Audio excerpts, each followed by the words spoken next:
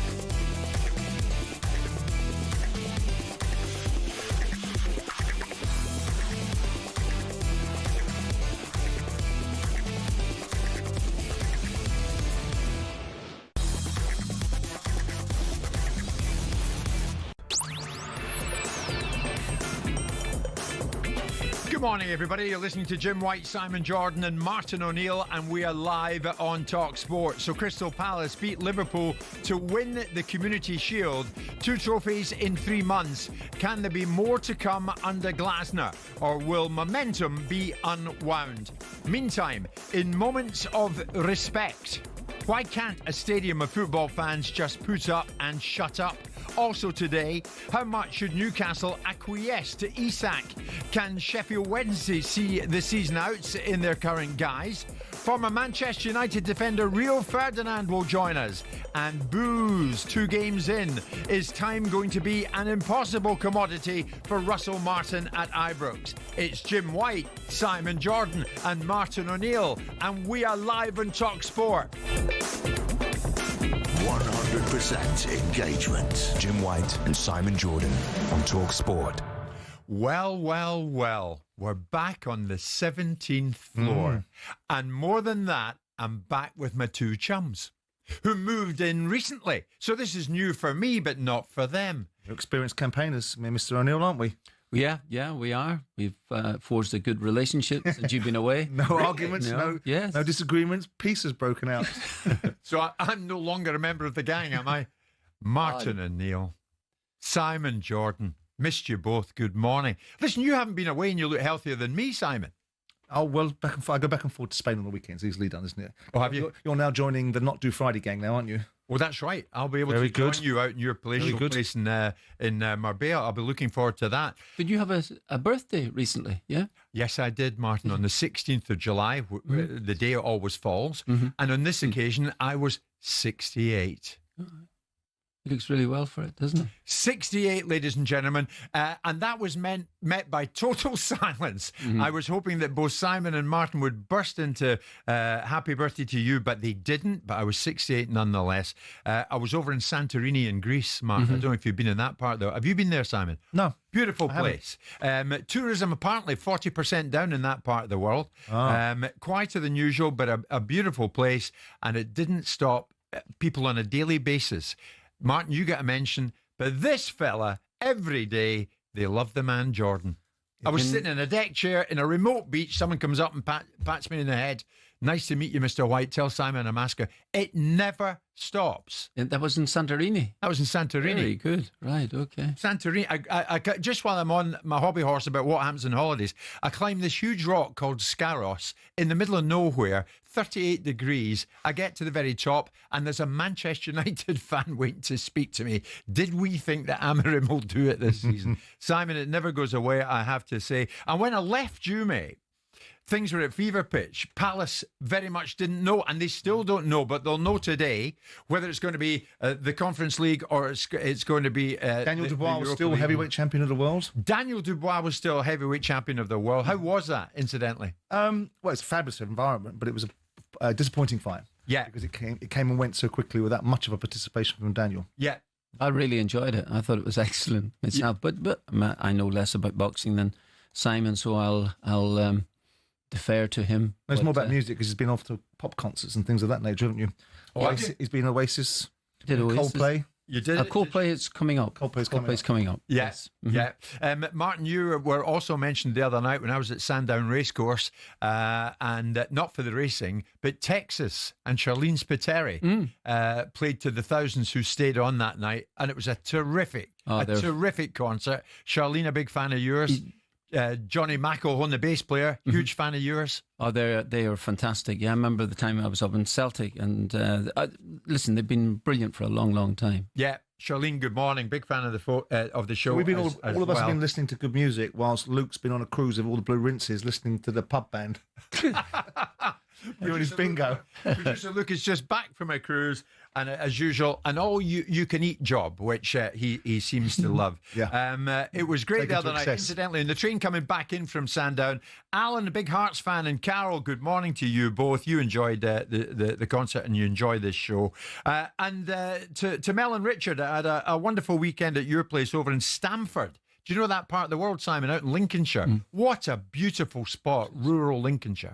Gorgeous. Do you know it, Martin? Yeah, I do. Stamford, the town itself is lovely. Marvellous, really, and really beautiful. And the villages off it as well. So we're back, and we're back for real, and it all starts now. And if you're a Palace fan, you're kind of happy this morning, but no doubt a bit trepidatious, if there is such a word in Mr. Jordan's vocabulary book, about what lies ahead as to what European tournament you're going to be playing in. Simon, again, so many people have mentioned to you how you produced Mr. John Texter at a time like that. I don't know, but you did, and he joined us in studio, having come over in the Eurostar from Paris to talk about how they're in this fix that they're in, Crystal Palace. But listen, 2 trophies in the space of a few weeks. How good is that for Crystal Palace fans listening this morning? I mean, most people will look at the community. I don't know what he thinks of it. Martin thinks of the Community Shield. I don't see it as a trophy, but for Palace, I think it's wonderful because to be in the winners of the FA Cup and then play in the opening game of the season, whether I think it's an exhibition game or not, I still think it's a game that if you participate in, you want to win. It's another trophy. It's another environment. It's another opportunity for Palace to build from. And it's a confidence builder. It does not define Liverpool's season or what happens next. No. It's a great stage piece, and the Palace fans will be full of it because it is a great opportunity. And every time you beat Liverpool, there's always this sort of unspoken rivalry between Palace and Liverpool. It's not a huge rivalry. It might go back to getting beat 9-0 and then beating them 4-3 in a 1990 FA Cup semi-final. And Palace often seem to have the evil eye over Liverpool at significant times, whether it's when they were trying to win the league in 2014 with Brendan Rodgers or other opportunities, But a great spectacle, and well done to them. And maybe May I interject here just to let you know that over 40 odd years ago, I scored twice in that Charity Shield. In Nottingham Forest beat Ipswich 5-0. Scored twice, and the second goal I scored was my last touch. Top The man. manager took me off the field. He took me off the field. The manager took me off, Brian Clough. Listen, what does it mean to you winning that thing? Does it mean much? As exactly as Simon said, it's I noticed now in modern days, people are putting it down as a big trophy to win. You're in the fight. Because you've won the league. We played Ipswich. You'd won the FA Cup, and it was a curtain raiser to the start of the season. It was still nice to win. It's great to win. If you got to go to Wembley, you might have won the game, but I don't think in the pantheon of greatness, I don't think it ever really counts. Well, the thing of it is, though, Simon, as we might have predicted, it has been a very slow transfer window for Crystal Palace up until this point. So might it unwind if Oliver Glasner doesn't get some players in? And of course, it's not down to Glasner, it's down to people like Steve Parish and the rest on the board. This was Glasner on that topic. We are short of numbers. And if we want to be competitive in all 4 competitions, what we want to be, we have to add players, and especially we have to add players with quality. Crystal Palace wants to play European football, wants to play 4 competitions, wants to climb the Premier League table and reproduce the success again. It's just what you have to do. Yeah? So everybody knows this in the building. So of course it helps if players are in early when you start with pre-season, because here you have time to train. So Simon, he wants more, he needs more, will he get more? Steve Parish, on that topic, I admire Oliver so much. He just wants to win matches and trophies. I don't mind that he wants to do that. Well, that's good. And I think someone at the club should do that. I have a lot of other things to worry about. It's crazy what people spend in the Premier League and the financial jeopardy people take. Is he going to get more? They need bodies over the line, don't they? They need more bodies in the building, as they say. Well, if they want to evolve and keep on progressing, then of course you need to replenish and refresh, and you need to re-energise and create outcomes that are better for the following season, built upon a platform. And any manager worth their salt, and he is a very good manager, very much worth his salt, is going to push. So I don't think he's been particularly vociferous. I think I'd said to you previously that last year I think he was disappointed that he wasn't given the support that he might have felt he was entitled to, given the back end of the first season that he was there when he took over from Roy Hodgson and sort of lit the place up a little bit. I think he swallowed it. I think he got on with it and thought, okay, well, I've been given an opportunity in the Premier League. I'll manage my expectations. I'm not so sure that he should and will manage his expectations quite the same way this season, because you can't deliver a team that wins its first trophy in the existence of a football club, puts it in Europe, whichever European tournament it's in, and expect to go backwards. No, going backwards means not investing in the playing squad. Exactly. And potentially losing players subsequent. So I think that he has every right, within reason, to tub thump a little. But Martin, did you ever use the media when you were a manager to push those above you, to get people in? Well, I'm sure I probably did. But I used to think that there was a sort of a method in that there that you if let me put it this way, if the board are not listening to you, then you have to get it out there somewhere along the way. But I don't think, in my particular case, it was probably underhandedness. But certainly for Glasner, I don't feel that. I feel he has earned the right to get some players in. Yeah, they played yesterday. He's got a decent 11, 12, 13 players. He needs numbers in here. He could lose Gahey at that. I think Steve Parish has mentioned you wouldn't want him to run his contract down and go out for nothing, if there was a money coming in for him now, so he has to have a replacement for that if it happens. And I do think that for you've won the first trophy for a football club in its history. You've followed up here, a pre-season. You've shown what you're capable of doing. He has proved himself there at this minute. I think he has earned the right to get the players in. What's your hunch about this UEFA announcement? I find it difficult. Well, I think it's difficult. You can never judge the room. Your basic assumptions based upon what you think you understand. And my understanding at certain times was decisive influence was easily provable. It subsequently wasn't. easily provable. So I think it's a very difficult situation for Palace to overcome the current position that UEFA have installed. I don't think UEFA are going to rock into that hearing all robust and wanting to really defend their position. I think they're quite happy to see where the chips fall. Yeah. But I would be surprised. As far as Palace, in terms of overcoming the situation of demotion to the Conference League, as far as spend is concerned, there's no mitigation. They knew they were going into a European competition. I'm not looking to pile it onto Parish, but they knew they were going to European competition. They know by going into the Conference League, they're likely to go quite deep. And we know the budgets are pretty similar. If you get deep into the Conference League or get knocked out in the 16s of the Europa League, it's similar money. Yeah. So I whilst I understand Parish's sentiment, it is madness out there right now, and you can't put everything at jeopardy. You also cannot say to a manager, you can say what you want to a manager, just don't expect him to be here. Because with all due respect, if you've worked the Oracle, and I'm always for managers doing within reason what they've agreed to do. Yeah. But there is a point where a manager's done more than you expected of him, delivered outcomes, and you don't deliver your side of the equation, which is give him some tools. You can't expect then for the manager to retain any motivation to be at your football club, and that's the consequence. Martin, Simon, we're about to hit a break, Martin. I want to get you back into this big time the other side of the break. I also want to get Palace fans involved in this morning, because the future of Mark Gahey and Eberechi Eze remain in doubt. So, having won the FA Cup, and then this thing yesterday, the Community Shield, for whatever the worth of that is, are you worried that this might get slowly unwound fairly quickly, if you know where I'm going with it? Do you think the whole thing might come adrift before it can even get started under Oliver Glasner? Because you've yet to kick a ball in the Premier League. You need people in. Are you confident that you might get people in? You might want to join us, Simon, myself and Martin O'Neill, live in talkSPORT this morning, 03717 22 33 44 810 89. Love the studio already.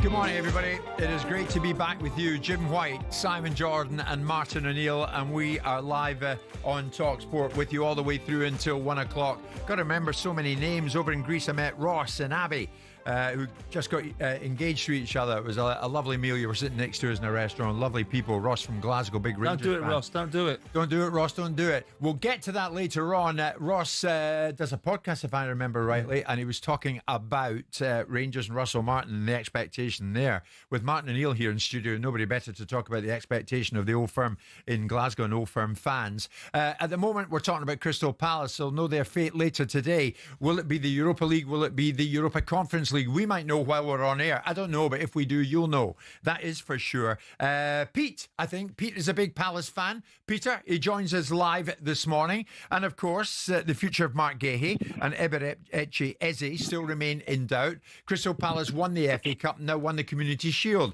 But are you worried, Pete, that this whole thing might become unwound before you can really get into your stride? Good morning. What do you think? Good morning, all. Morning, very Pete. pleased to speak to you all, Thank you.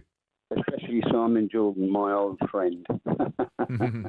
Good morning.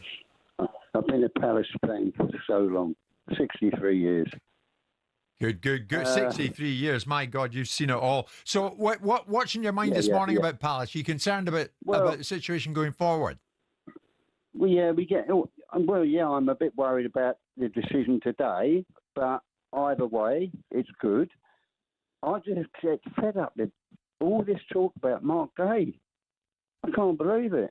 What do you mean? I mean, I've seen him publicly, not him, I've seen the owner publicly say on an interview that he didn't mind that he would wind down his contract and Mark Gahey wasn't going to go anywhere. So what do you want to see from the Palace ownership? Obviously, they've been spoken about a lot of late because of what has happened under John Textor and his influence in what European tournament they might play in. But are you concerned, Pete, going forward? Is this what you're saying to us? You want to see signings made now? Oh, of course. I mean, obviously, it's been a difficult period, and I think Glasner, he's known what's going on, and he's had to hold back, obviously, and he's a very personable man, and he's had to hold back because of this decision. You'll see a couple of signings come in this week.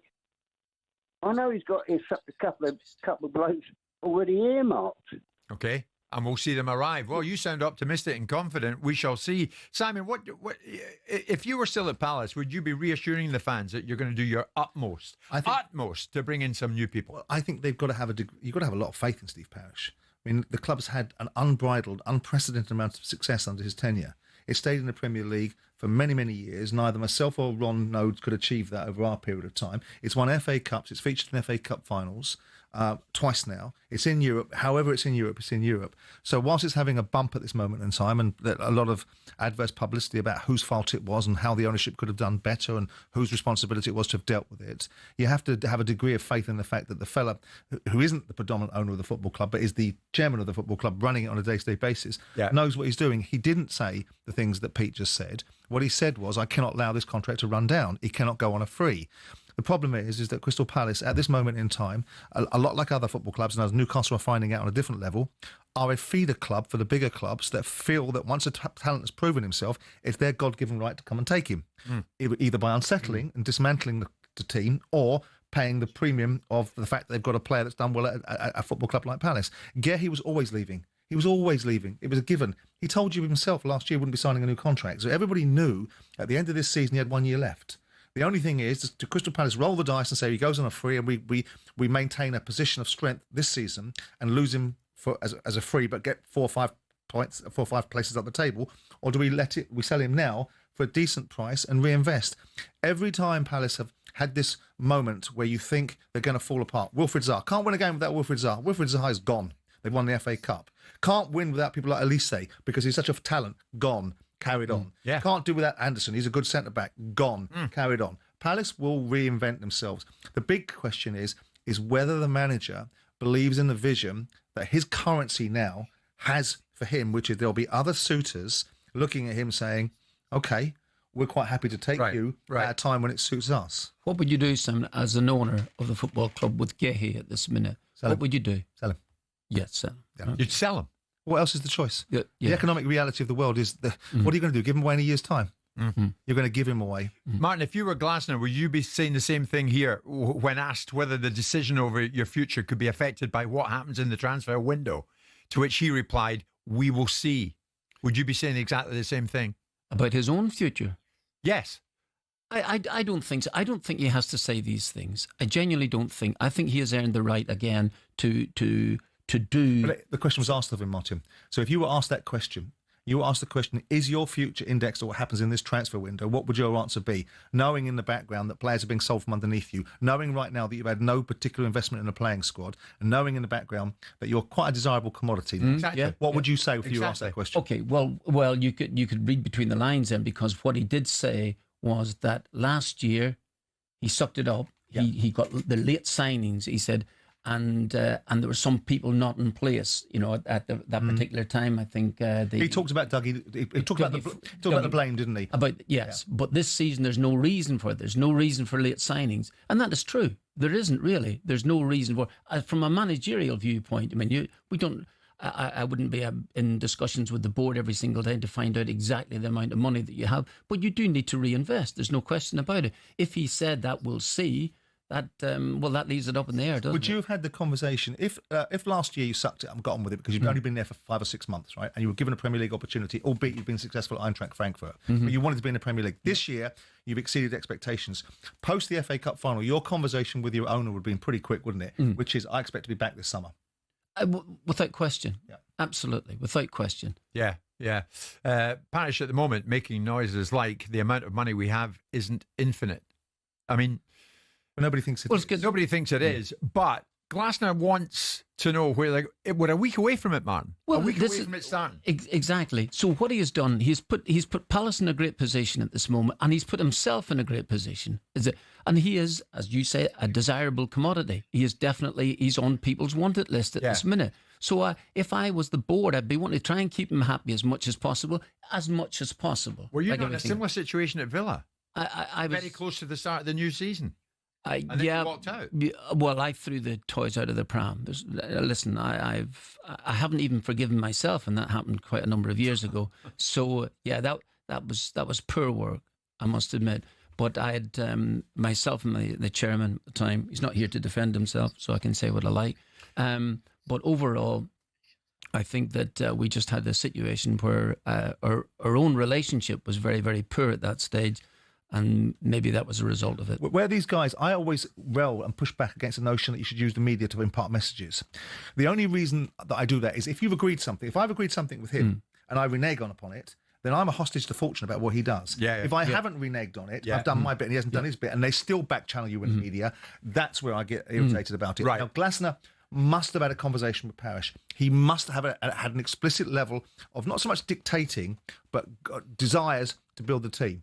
And if he doesn't get it, then Palace will go on, but they will lose Glasner sooner rather than later if they do not back him to some extent. But they won't have, listen, the finances won't be enormous. Yeah. If you win the FA Cup, they haven't won much money. Right, that's true. Here's another point I think that sometimes owners... quickly. Yeah, on you go. Okay, no, please say it. That owners might miss out on. The fact is that you can let some players go, your best players go, and you get in the replacements. Those replacements might not be as good, and you might start to lose your position. Eventually, it'll fall through. It really will, because those great players that leave the football club will not be replaced by equal players. Yeah. Sam, Chelsea fan, I'm delighted to be back. Thanks for your message. Chris, Sheffield Wednesday fan, we'll get to your club. Don't worry about it, Chris. But thank you for your message about me being back in the hot seat. I'm delighted to be here with Simon and Martin. Having said all that, in moments of respect, why can't a stadium full of football fans just put up and shut up? We'll get to that next. 10:30.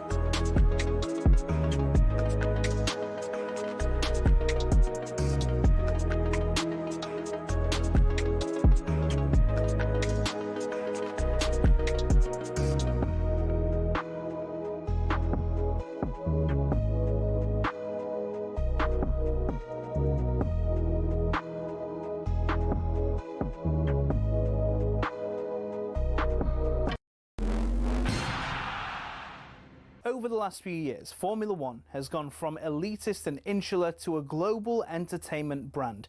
The transformation's down to American investment group Liberty Media, who cultivated a new image for the sport since buying it in 2016. Better access to drivers, improved content on social media and tapping into the US market have given F1 a massive boost in both attention and revenues. But is everyone happy?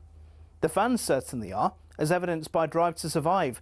Almost 7 million people per season have tuned in to get all the gossip and all the drama from the paddock. The extra exposure means the drivers can demand a higher salary too. In 2010, the top drivers were earning $20 million a year, which isn't bad.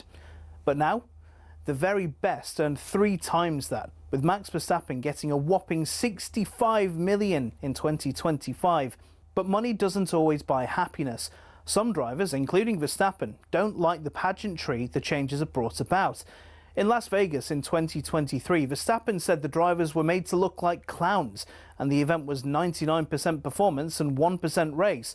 Some purists who still watch the sport feel the same, and that the spirit of competition has suffered. But Formula One and Liberty Media don't look like slowing down anytime soon. So expect more races, major events and exclusive access in future.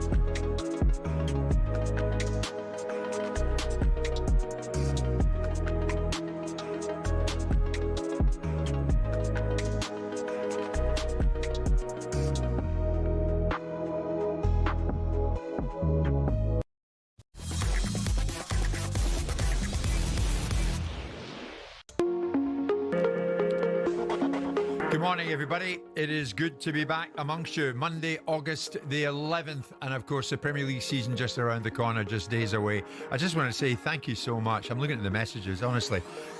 You're wonderful out there. Thank you so much. It is great to be back with you this morning. Great to be back with Simon, who is more popular than ever, Mr. Simon Jordan. And great to be with the very popular Martin O'Neill, who is in our midst this morning. I'm hoping I see you very soon, actually. I'm going up to do another of these evenings, Martin, for John Hartson and his Cancer Charity Foundation.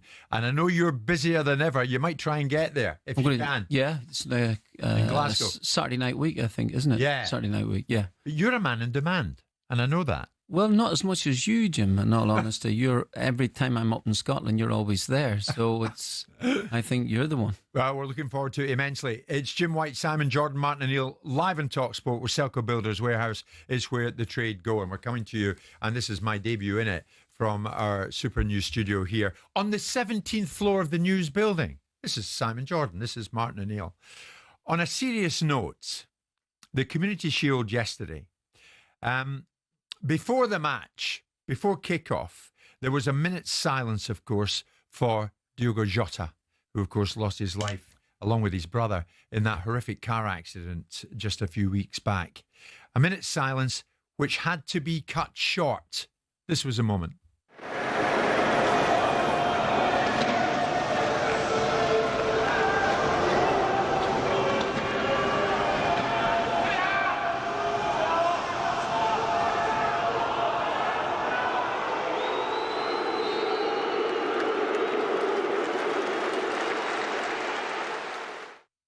Almost kind of embarrassed applause at the end of it.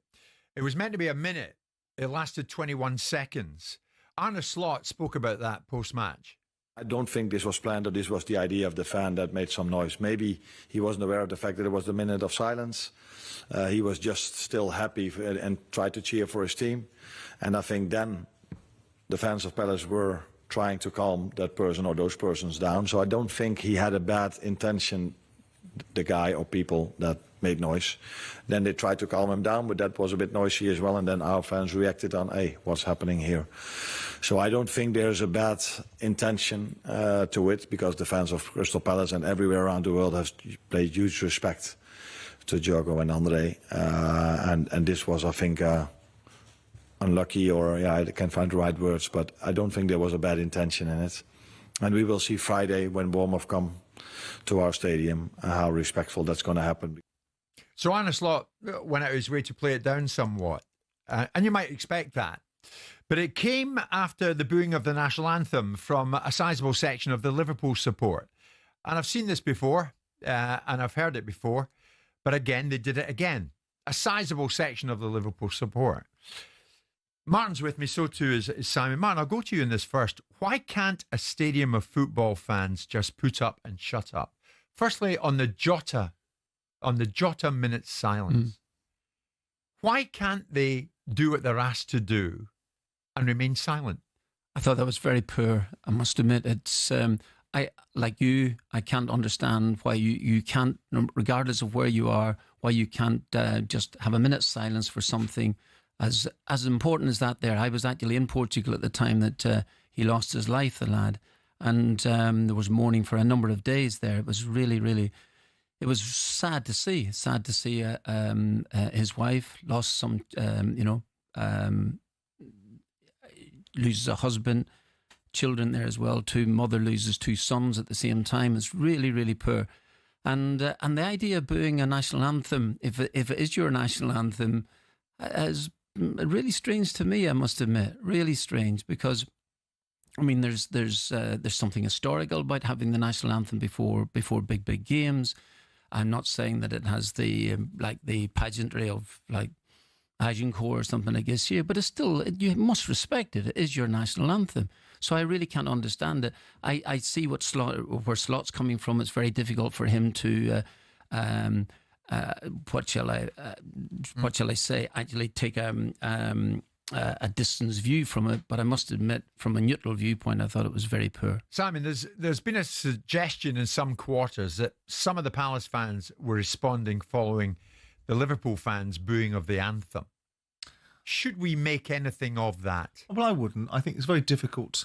As much as we are saddened by very small instances of people not respecting, people are often unaware, they're not paying attention, they're not diligent, they're not focusing on the bigger picture. So I'm not giving Palace fans the very small minority that made noises during the minute silence for this, this young man and his family. So I think Arne Slot's observations are probably about right. I don't think the Palace fans would have responded. I'm not impressed with the Liverpool fans that boo the national anthem. They'll tell you their reasons why. They'll index it to the Conservative government of the 80s and the royal support that was given to that government and the historic grievances. I don't admire it. I think that, there's an irony about the Liverpool fans, criticising a very small section of the Palace fans for not paying attention and being vociferous during a minute's silence, yet not having the ability to keep their opinions to themselves. During what other people would say is very important as well, which is the national anthem. I'm personally ambivalent to listen to the national anthem. I respect it. I wouldn't boo it or sing it in either equal measure. I think it's got a value. Yeah. But I respect its existence. I don't think it needs to be played in front of every single occasion, and sometimes it diminishes the value of it by playing it every single time we have a game that has some sort of substance attached to it. But we empower football fans, and we've allowed football fans to have very strong opinions about everything, and that's right too. So in society, people air their views. Nobody follows the curve all the time. You would just like to think, with something like this, with this young man and the loss of his life, and football's a very sentimental game at times. It's also a very harsh game, funded by or fueled by tribalism and division. So I think it's a very small segment of Palace fans that probably Palace fans will be disappointed with. But one's too many. Well, yeah, but that's like having a zero COVID policy. That's like having zero tolerance. It doesn't work in the real world. You can't get everybody. But Simon, yeah, but it's not asking a lot. It's not. I know it's not. But it's not asking a lot. I know, but we're amplifying something. This wasn't the whole Palace fan base. See, for the sake of argument, it was a dozen Palace fans who kicked it off. Yeah, they're poor. And they want a minute's silence in memory of Diogo Jota and his brother Andrew Silva. Yep. Say it's a dozen, and it becomes 20, 40, 60. It wasn't.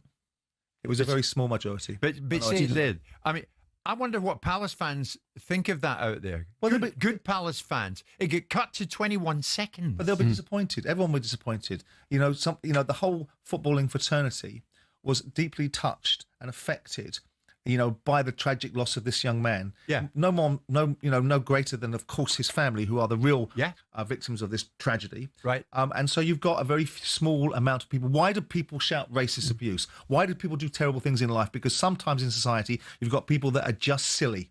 But you mustn't then say that's football fans per se. But it's not a big expectation to hold for 1 minute, 1 minute silence. I don't think it is. I don't think that's a big expectation at all. Yeah. A young lad has lost his life 5 weeks ago, and that's the dedication was to him, or the minute silence was to him. I'm not defending it, but what we're legislating for is everybody behaves in every. Well, we'd never have anybody in prison. You'd never have anybody do anything wrong. We do have people in society that somehow just don't want to play a civilised way. I know where you're going with it, Simon. Yeah. So we might have expected a sizable number of Liverpool fans to boo the national anthem, but could we ever have expected, albeit a very few Palace fans, to disrupt the minute silence for Diogo Jota? Now, Lee is a Palace fan. I don't know what Lee's going to say, but he wants to join us. Lee, good morning to you. What do you want to say?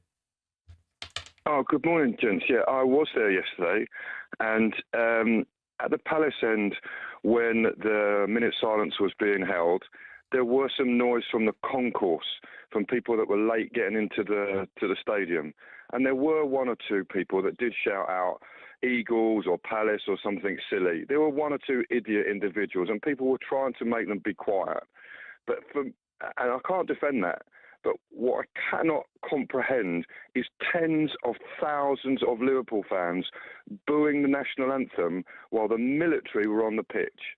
The people that represent this country, it was so disgusting. I was utterly, utterly appalled that you get that many people that would boo their own country. That's what we should be talking about, not the one or two idiots that couldn't shut up or some noise from the concourse. That probably would have died out if you'd let that run for the minute. Palace fans would have got control of that, and that probably would have run for its minute. But the tens of thousands of people booing, it's unforgivable. Lee, it was Liverpool's fifth trip to Wembley in 3 years. On each occasion, a section of the Liverpool support has booed and chanted during the national anthem. So you knew it was coming. Well, you say that, and I probably have read that, but I've not been inside Wembley to hear it, obviously, because I'm not a Liverpool fan, I'm a Palace fan. And when you hear it, and there are military personnel on the pitch, you tell how disrespectful for the people of Liverpool that have served and maybe died or were injured for this country. It's disgusting. Yeah. Pete, thank you very much for the call. Cameron is a Palace fan. We're going to take your call as well, Cameron, before we hit the break. Good morning. What do you want to say? Morning, Jim. Morning, Simon. Morning, Martin. Morning. I just want to put a stop to a few of these media rumours. Listen, the Palace fans did not make noise, did not interject when Diogo Jota's minute silence and his brother's minute silence was on. Listen, when Steve Parish went out with a couple of guys from Liverpool to put the wreaths down, the whole stand was on their feet applauding. Right, Palace fans were not making noise. There was issues with entrance to the game, so there was hundreds of Palace fans locked out of the stand that literally got in as the game was kicking off. So there was noise on the concourse, and the Palace fans tried to quieten them. Then Liverpool fans decided to boo us quietening, and that created what has turned into Palace fans ruining a minute silence, which did not happen. It didn't happen. I've taken my two sons, who are 11 and 15, to this game. I'm 37 years of age. My mum, when I was their age, I was going to the Leaking booth in Grimsby on a Tuesday night to see us lose 2-1, to see Dean Austin get sent off. Simon, you may remember that game. It wasn't the greatest show. And my two children have got to see Palace win the FA Cup, the Community Shield, and are now in Europe. I don't care if we're in the Conference or the Europa League. We'll win them both. And listen, mark my words, with that team right there, we go a very, very long way. Add a few players to that team. Okay. There's no reason why we can't be in the Cameron, thank you very much indeed. We'll take a few more calls on this, actually, the other side of this break. And Cameron, thanks for your call and thanks for your optimism about going forward with Palace. And we now have learned, I've got a picture in my mind, of maybe what happened around the start of the minute silence for Diogo Jota. Having said that, I still want to put it out there. In a general sense, why can't a stadium full of football fans just put up and shut up? If you're a Palace fan and you're going into the stadium and you're aware that, they're having a minute silence for Jota, I would immediately shut up. I don't know about you. And Liverpool fans, not the ones who booed. I want to hear from Liverpool fans this morning. If you're in any way ashamed of your fellow Liverpool fan who still continues to boo the national anthem. 03717 223344.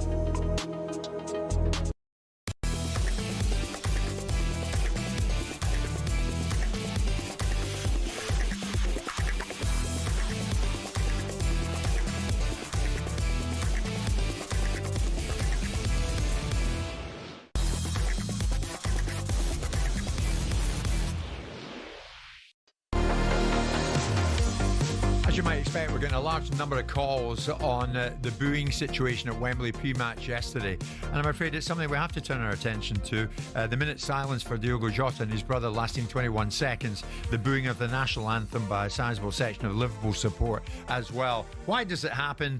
Why can't a stadium of football fans just put up and shut up? We'll get to that very shortly. In the meantime, talkSPORT's chief football correspondent Alex Crook has stopped by alongside Simon, myself and Martin. Alex, good morning to you, mate. You know what's coming. Even at Waterloo Station yesterday with Liverpool fans coming back from Wembley, they rounded on me. Any news on Isak? Any news on Isak? Of course, Newcastle United's Alexander Isak. What's the latest? Well, it's all anybody's talking about, isn't it? It feels like we've been talking about this for 3 or 4 weeks now, and not much is changing. I think Alexander Isak, on his part, has made it pretty clear that he wants to leave Newcastle. He wants to join the champions Liverpool, who obviously have had one offer rejected already. He's training away from the first team. I think that's as much down to the fact that he's making a bit of a point to force an exit, and also because I think Eddie Howe needs to get some authority back in that dressing room. It would have been a bad look for Eddie Howe if he just allowed Isak, having refused to attend Newcastle's facilities and going off to his former club Real Sociedad, if then he just returns and immediately is reinstated into the first team group. Just looking at what Eddie Howe has been saying, and we're going to hear from him in a moment, I think his body language suggests that he's as fed up with this situation as most Newcastle fans, and I think if they get a big money offer, I think he would now be inclined to take it. Are the club finding Isak at the moment? Not so far, but I would be surprised if they don't at some point, because his conduct over the last few weeks has been lamentable and not of the standards that I know Eddie Howe demands. Simon, I'll get you in this in a second. This was Eddie Howe. This is the latest from him. We've had discussions, and it's clear at the moment that we can't involve him with the group. So, yeah. I don't know how long that will be for. Well, he's here. Of course, he has a future at Newcastle. Certainly, from our perspective, everyone connected with the club, we would love to see him back with the team. But the situation has to be right for that to happen. Simon, what would you be doing about the Isak's situation if you were in a position of power at Newcastle? Precisely what Newcastle will do. Wait for Liverpool to pay the price that they're going to pay, that they want them to pay, or find a way that the player has to accept is being reintegrated back into the playing squad. The bigger frustration for Eddie is not necessarily the fact that a player wants to leave, because football managers are acclimatised to dealing with that. They might not like it, but it's part of the nature of what they deal with.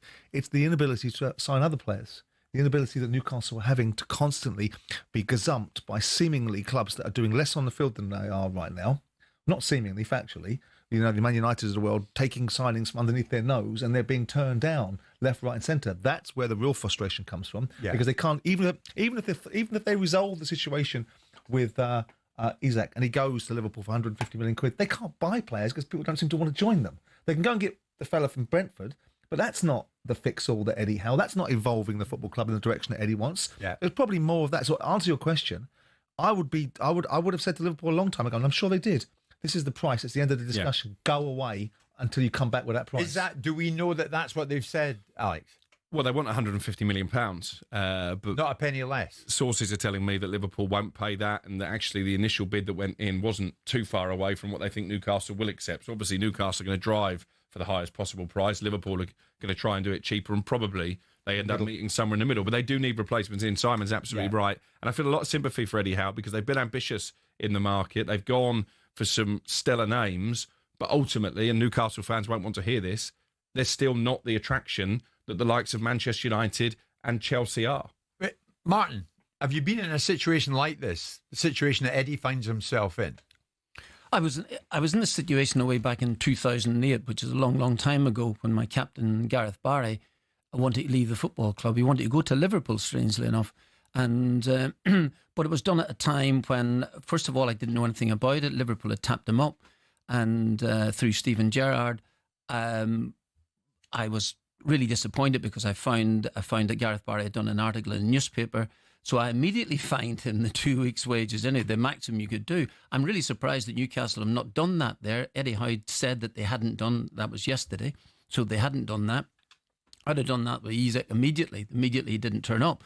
So it is. I think I'm agreeing with you that there is an undermining of one's position. Did you make Gareth Barry train with? Well, here's the point. So I get back. No, so Gareth Barry, what we did do, just as Simon's made the point there, we said, Liverpool, you've got to, if you pay £10 million for him, it's your player.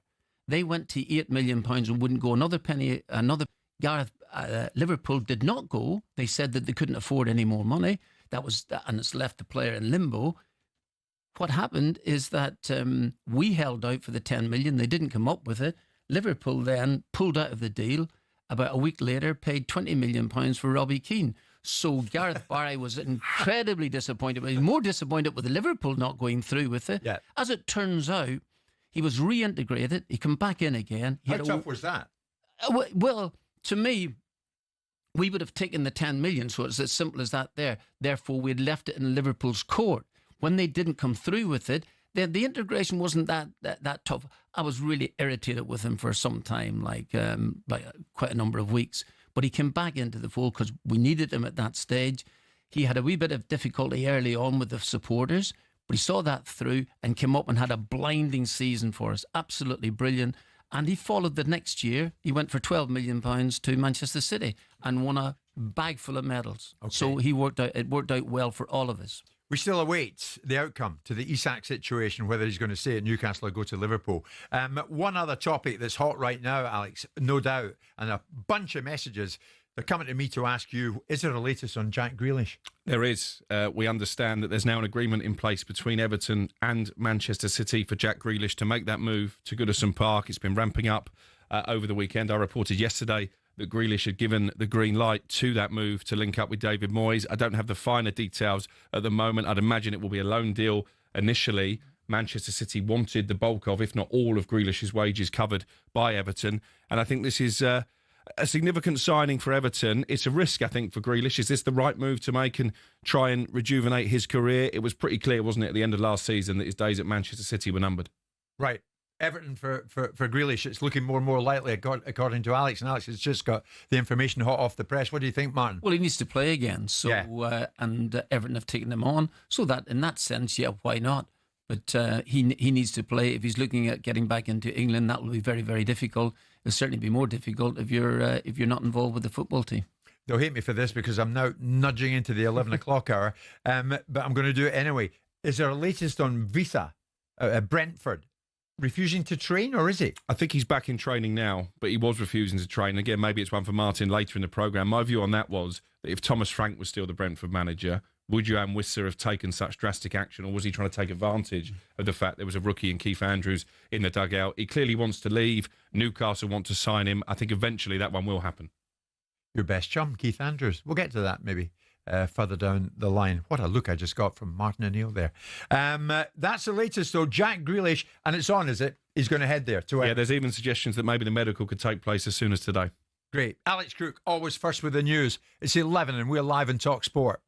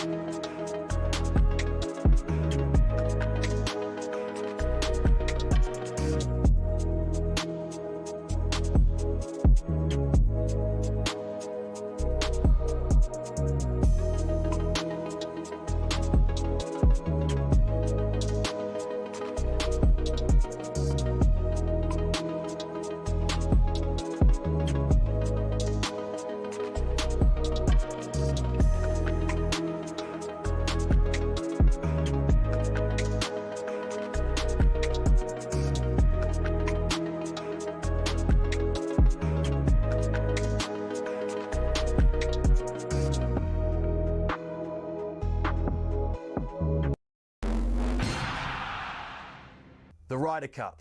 Unique, euphoric, unanimously loved. Here's the history and some of the key numbers behind the contest that grips the world of golf and beyond like no other. The first edition was held in 1927, where a Great Britain team arrived by boat to play in Massachusetts at the Worcester Country Club. Originally, the competition comprised of 4 foursomes and 8 singles, with 4 balls not introduced until 1963. In the first 22 editions, when it was just Brits and Irish against the US, America only lost 3. So, in 1979, in came the rest of Europe, including the future 5-time Ryder Cup winner, Seve Ballesteros. Since Team Europe was established, the head-to-head reads Europe 13, USA 9. Home advantage is a big deal. Europe's last away win was the miracle at Medina in 2012, and America hasn't won on European soil since '93 at the Belfry. It's accepted that both teams tailor their home courses to suit their own players. For example, in Paris in 2018, Thomas Bjorn asked for the rough to be kept extra long beyond the green to target the big booming American drives. 10 years earlier, Paul Azinger did the opposite, and the Valhalla rough was trimmed right down. On both occasions, the home side were resounding winners. So what about the money? The most recent Ryder Cup in Rome drew in a record 271,000 spectators and boosted the Italian economy by €262 million. In the US, the PGA America TV deal with NBC is worth $440 million. But no Ryder Cup revenue has ever gone directly to individual players. That's until now. In 2025, for the first time ever, the US team will each receive a fee for playing in New York. Of course, in Rome, legend has it Patrick Cantley refused to wear his cap because he wasn't being paid to wear it, though he insisted it simply didn't fit. Either way, Team Europe have made it clear they're more than happy to keep playing for the sheer thrill, joy and prestige of the Ryder Cup.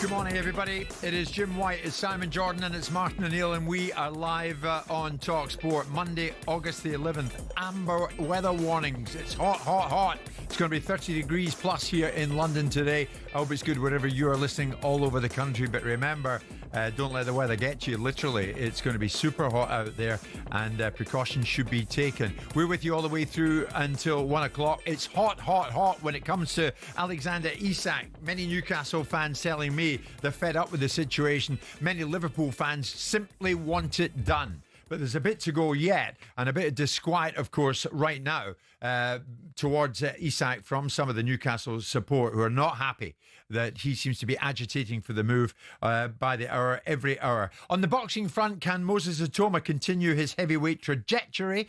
Simon, myself and Martin will be joined by Spencer Oliver from Riyadh, Saudi Arabia, because Moses Atoma, who's an absolute huge fighting machine. He goes in against Dillian White this weekend, and Spencer will bring us the latest on that. Martin has been in the same situation as Eddie Howe finds himself in regards to Alexander Isak, and he likened the situation to the one he found himself in with Gareth Barry some years ago. On that occasion, Gareth Barry didn't get the move that he was hoping for from Martin to, on that occasion, Liverpool, and he had to stay put. But are Newcastle fans in a forgiving mood to welcome Isak back, or is that relationship now tainted beyond repair? It seems, Simon, that every now and again, football throws up a story like this, and then some people will be happy with the outcome at the end and others will not. It is the nature of the game. But it always amazes me. I was up last season at St James's Park, and Newcastle United fans adore this fella. And then it all changes. Should we just accept that's football? Well, it is. I mean, there's certain football clubs that create a different culture in players. Liverpool are one of them in terms of the response to it. They're a legacy football club, as are Manchester United, as are Arsenal, I suspect, as are Real Madrid, and that's why these clubs can operate in a different way. I don't know whether Newcastle could have handled this better. I try to equate it to experiences that I've had in the past, and I can use the Andrew Johnson example, an England forward going down with a relegated side and being told in no uncertain terms, as were Everton at the time, he's not going. He's not going. So I don't care how much money you offer me, he's not going. And there's a part of me that feels that communication is an important part of this particular dynamic, which is Newcastle sitting in front of the scabby little agent and his opportunity, and the player and saying, get over it, you're not going. So you can go next year, but you're not going this season. So will Liverpool come knocking on our door, or they don't come knocking on, you're not for sale. Right, but with the Andrew Johnson situation, that worked back then. Can that work today? Well, that's my question of a circumstance. Can it work now? Can communication be clear? I mean, the fact of the matter is the player can't do what he wants. We will create the narrative in the media that he can kick up dust, but he has 3 years on his contract. So if Newcastle really want to stare it down, with all the wealth behind that football club, and really want to tell this player in no uncertain terms, you'll do it. Now, if the manager wants to intervene and say, this is just going to create mayhem, I'm going to have a player that sulks, I then, as the owner, are going to turn around and say, well, what the hell do you want me to do here? You want to keep him, I want to keep him, I'm prepared not to blink. That means you have to be prepared not to blink. Now, I don't know whether it can work in this day and age, but I don't see why it can't, because Newcastle are incredibly well funded, so they don't particularly need the money. They're not challenged by PSR, and they have the protection of a 3-year contract. The only thing that they have is the player's petted lip and the optics, and I don't know why that's so difficult to deal with. But Simon, I know you'll hate this. Players hold all the power now. They do they not, Martin? The top players will get what they want because they are the top players. Messi didn't get what he wanted when everyone in the media was going, he's going for Barcelona. Everyone was camped outside his house, and he got told by Barcelona, do as you're told. And he went the following season when Barcelona were prepared to let him go. So there is an instance where players, even at the highest echelon, can be put in their place a little bit. Go. Did Andrew Johnson, did he stop training? He didn't do any of those particular things, did he? He didn't get put in a position where that was a conversation. Right, He brought his agent down to the training ground, Leon Angel, and I intercepted the meeting and told his agent precisely what I thought of him, told the player exactly what was going to happen with him, and that was the end of the discussion. Yeah. Right, so what would happen today? Let's second guess this for me, Simon. Say Newcastle take that approach today. Alexander, come in. Bring your representative with you. You're staying. I want to go. No, you're staying. I want to go. He wants to go, and we're agitating for him to go because he's got his heart set in Liverpool. You're staying. So they would get up and walk out.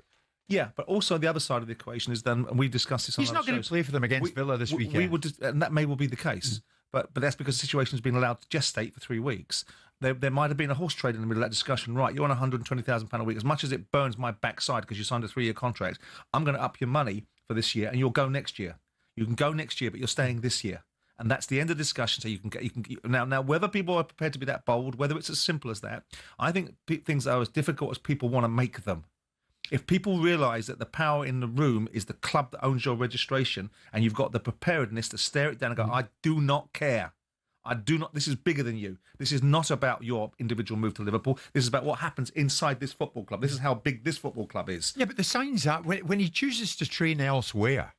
Again, he's made it abundantly clear. I don't want to be part of you lot anymore. Am I oversimplifying? But no. You've got a very, very good point. That's true. You can, even if you didn't want to do this here, extend his, not necessarily extend his contract, give him what he is probably due because of the calibre of player he is, and say you're going next year. That's a very, very good point. The other point is this here, is just to hold steadfast and say, listen, this Liverpool, we have a certain price. You're close, but not close enough. You're maybe 20 million short. You give us that price and you can go. And, you know, and again, it's getting back to the point. I think if this conversation with Isak's agent and Liverpool had started, I don't know whether Liverpool would have said to them, listen, there's a certain price to which we'll go, and after that, we're not going any further. We will reach that price. And if that's the case, then that's fine. But what I really want to say is that the player himself will, let's say Newcastle say, listen, not at all. We're going to stay. We're not even going to extend your contract. We're not going to do any of these things. You're staying here because you signed this deal. I honestly think eventually the player will do as he's told. He'll do as he's told. Yeah. The problem also, if you read not the tea leaves, but if you read in between the lines, it feels that there's a vacuum of leadership within Newcastle, and there's an expectation among Newcastle fans. What is happening here? We've got this enormous ownership model that seems to have enormous amounts of money, but is relatively compliant to the football establishment. It isn't pushing the envelope. It isn't doing what Marinakis has done at Nottingham Forest, who's going up there, spending what he precisely wants, and then arguing through the legal system about how many points he should be deducted. They're not building training grounds. They're not building new stadiums. So where is this enormous, powerful Saudi Arabian influence that they expected? Because let's have it right. In boxing, we've seen what it's done in boxing, just taken over. Yeah. Now, I would have expected the vacuum to be filled by Newcastle saying, you're not going. It's as simple as that. And Liverpool, if you do want to buy him, and we do accept an offer, it'll be no more and no less than £150 million, and that's the end of the discussion. Right. It seems to be we're filling the narrative. Everybody besides the people that make the difference are filling the vacuum with information rather than Newcastle. And I don't understand that. Having been an owner, and I understand the scale is different, it's only a few quantums different in terms of pounds and shillings and pence. I don't understand why there isn't strong positioning coming from the football club, whether it be the manager, whether it be the owners or whoever it is saying, this is how it's going to be. And then people would sit back and know where they stood, and let's see them, how big the players' balls are. Simon, and there's an image. As you speak, and Simon, there's a mountain of reaction to this from Newcastle fans who are agreeing virtually with every word you're saying, Simon, and you, Martin. They want us to stay on this topic. As happens in talkSPORT, that can't always happen as we wish, because there's breaking news all the time. And this is breaking news, because top journalist Martin Ziegler, who works out of this building, is reporting in the last few moments that Crystal Palace are understood to have lost their appeal to CAS against the UEFA ruling that they must play in the Europa Conference League instead of the Europa League. The understanding is they have lost their appeal, and confirmation to that effect is expected in about 15 minutes. What does it mean? Confirmed as it stands, but it's understood that Palace have lost their appeal to CAS against the UEFA ruling that they must play in the Europa Conference League instead of the Europa League. Wonder if John Texter is listening, wherever John Texter is in the world right now. But we've got Simon beside me, former owner of Crystal Palace. Briefly, Simon, I've just run over into the break, but tell me your initial reaction. That's what I expected. Now they can get on with it, can't they? Now they can go and win a European Conference League and have another season in Europe. Yeah, but what a mess. Well, of their own making. Who's making? Of their own making, of Palace's own making. Sure. You know, whether we want to bring Texture in it, want to bring Parish in it, they knew what they had to do, they didn't do it. Whether we like the rule, and it's a bloody stupid rule, because currently two teams are in the Europa League, A, that didn't qualify there, and B, that would have been, if they'd been in together, i.e. Lyon and Palace, that had no shared ownership. So it's ridiculous. Yeah. It's a victimless, it's almost a victimless crime. But the fact of the matter is that's the governance. There's a whole raft of discussions around it, but Palace can move on now, know where they are, they're in Europe, they're playing in the European Conference League, go win it. Martin, from Glasner's point of view, give me the manager's take on it. Will he have second-guessed that this would be the outcome? I think so. I think that I'm with Simon there. I think that they didn't make the deadline. I think the deadline was the 1st of March or something, I guess, here. They knew what they were getting into. Yeah. So it was no surprise to me. Now Glasner can say, OK, we're in this league, but there's more games in the Conference League for them. So we need these players in, and they need them in now. Yeah, but Palace fans, you know what I'm going to say here. Are you going to be happy enough to go with this? Because you've got to go with it. It's Europa Conference football for you next season. But it should have been the Europa League for you this season, shouldn't it? Because by rights, you went to Wembley, you beat City, and you won the FA Cup fair and square. Because of a whole load of bungling behind the scenes, it's going to be the Europa Conference League for you next season. Crystal Palace understood to have lost that appeal to CAS against the UEFA ruling, and it's a Conference League for you next season. Confirmation expected a few minutes from now. You might want to give me your reaction to that. Remember, John Texter was in this very studio fighting his case some weeks ago. 03717 223344.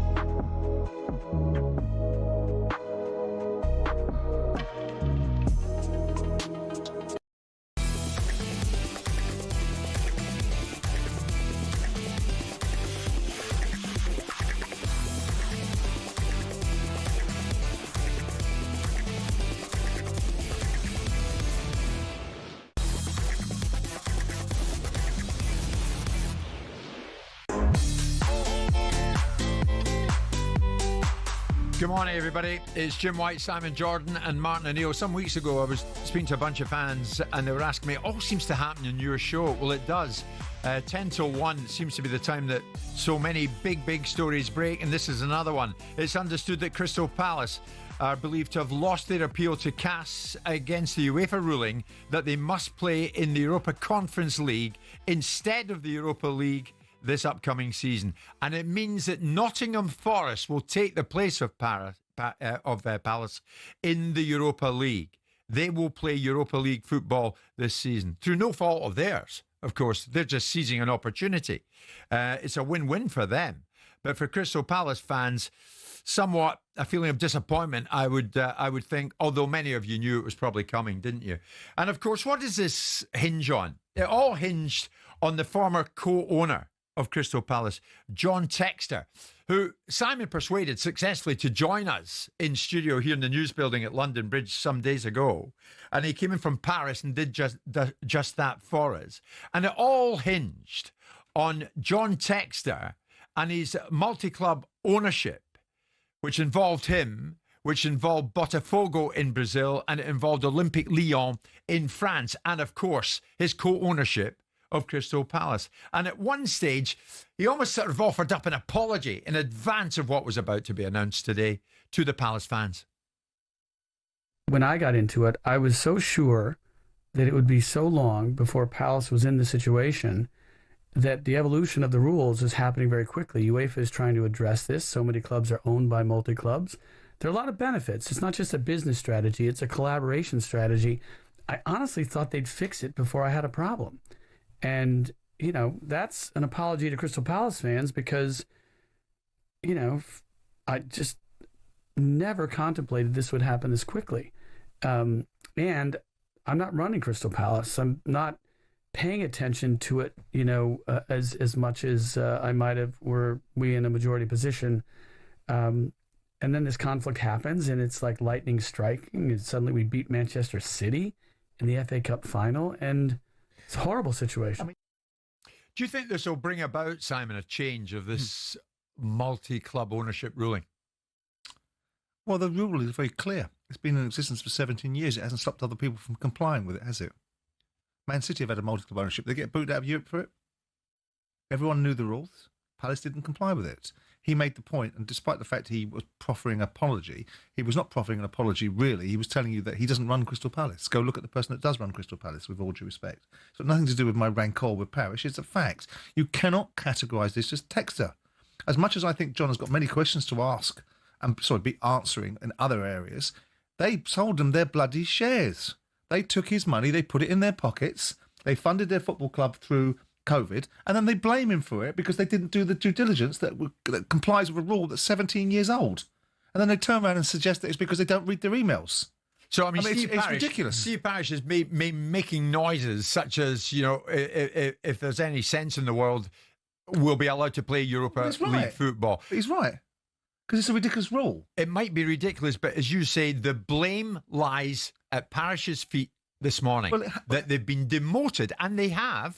They've been kicked out of that, and they'll play Europa Conference League football next season. I mean, look. But that lies at the feet of Steve Parish this morning. Look, it's an unfortunate set of circumstances because people will say, and Palace fans will look at it and go, why is it always us? In 1990, we were third in the league, and because of other teams' behaviour in Europe, like Liverpool, we couldn't play in European competitions. Right? In 1994, the league decided it's going to reduce the clubs down from 21 to 20, and Palace finished fourth from bottom of the league with 49 points and get relegated to Division 1. And here we are now in a situation where Palace have defied the conventional wisdom of being successful. And by the way, let's not lose sight of the fact that you can win any of these competitions, like the League Cup and the FA Cup, and get into European competition. And half the teams in the league are able to achieve it. So the fact they didn't prepare for this is poor. And it's very easy to make Textor the villain of the piece. If you want to make him the villain of the piece with Leon, fine. You can have our questions to argue over there. If you sell your shares to somebody, and then you allow him to go buy a majority shareholding in another football club, and you don't resolve the issue for a rule that's been existing for 17 years, and then you watched it play out in 2017 with RB, so you knew the parameters, you knew the dynamics of it, then it's on you. And you can blame... On who? on the current management of Crystal Palace. It's on Blitzer, it's on Harris, and it's on Parish. But Textor has played a part in this. Of course he has. By buying shares that you sold him? Simon, you sold him the bloody shares. He admitted in the studio, 15 floors below us, and he said it publicly when he was in with us live.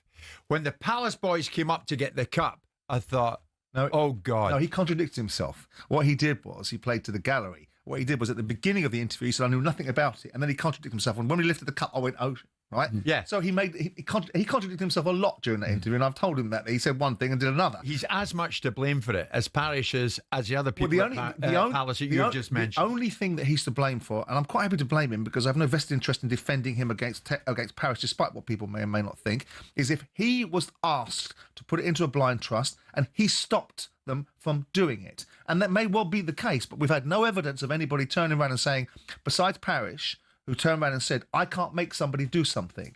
That was his explanation when he was interviewed by Carvey Solokal. I can't make John Textor transfer his shares. The next question should have been, or did you ask him? Did you insist? Did you explain the ramifications of it? That question was never asked, so we don't know the answer to that, as to whether Textor was an obstructive force, as to whether Eagle Holdings holding it in a corporate entity was an opportunity not to put it in a blind trust, because you can't do it that way anyway. Here's the thing. Do you concede this morning, and I'm not trying to put you on the spot here because you're a former owner, but to a degree I will. The former owner, Textor, and the current owners of Palace have let their own fans down. Here and now, let their own fans down. Well, it depends how you want to frame it, right? If I'm asking you straight. Well, I'll answer it straight.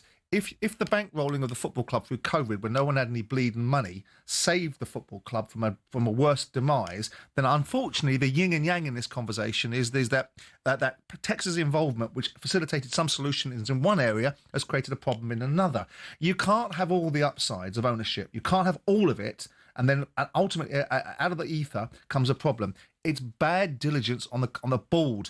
The board is Harris and Blitzer, and Parish has executive control.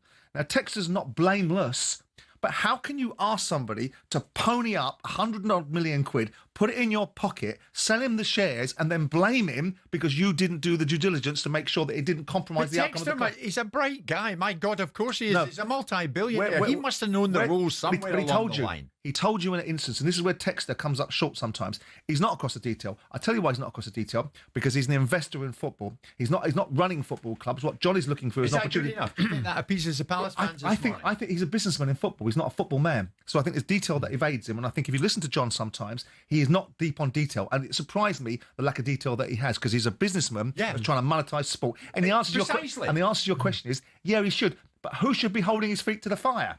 The guy that runs the bloody club. Who runs the club? Would he? Sorry. Would Textor have known going up Wembley Way that particular afternoon that if they did win this here, there might be a problem? Well, he said at the beginning of the interview he didn't know. He said at the end of the interview when they won the cup, he put the cup in his hands and he went, "Oh, whatever." Right? Yeah. So if he did know, who created the problem? Him and Parish and the current owners. Now, with that in mind, who had the ability to resolve it? You can't. Again, I can't make the point without seeming as if I'm biased towards Textor and prejudicial against Parish. I'm not. I couldn't care less either which way, quite frankly. Palace are still in Europe. They could go win this competition and have 2 seasons in Europe, and that's probably more advantageous. I look at it and say, how can you take somebody's money and then blame him for the fact that you took it and you didn't do it properly? Having said it's all ridiculous. That, and I know you probably want to punch me in the face here, did you not say when all this erupted, won't happen? Won't happen. They'll stay in the Europa League. Shall I tell you for why? You did, didn't you? I did. Shall I tell you for why? Because I believe that Parish had a strong enough case for decisive influence, and clearly he didn't. My understanding of the situation was there was no debate who ran the football club. No debate whatsoever, and it was easily provable. Well, it wasn't, was it? So if you believe that from the outset, and I'm not in their boardroom anymore, I don't know what the mechanics of their shareholders' agreements did tell, but I had a reasonable assumption based upon what I'm led to believe by the controlling influence of Crystal Palace Football Club that decisive influence was easily provable. Well, it wasn't. And he even said himself on an interview, which gobsmacked me, well, influence can come from anywhere. It can come from my son. It can come from fans. No, influence is, no, I've got no influence. I make decisions. Would this have happened if you'd still been at Palace and you invited Textor to the party and you worked with Textor and you won the FA Cup? Would this have happened, or would you have seen this coming? I would have taken, first of all, I would have taken advice from lawyers about the construct of the situation where because Textor bought Leon after he bought Palace. Right. The problem is Leon, and he bought Leon after he bought Palace. Okay. So I would know my position and either take a view on it or take my medicine. We'll get I also think that Simon, being a footballing man, would have probably have known the rule at that time. It's official. I'm just looking at it now. The Court of Arbitration for Sport denies Crystal Palace their appeal. In their words, CAS has dismissed an appeal by Crystal Palace, etc., etc., etc. So Crystal Palace will play in the Europa Conference League next season, even though they won the FA Cup at Wembley. And Nottingham Forest have said thanks very much, and they take Palace's place. It's all happening.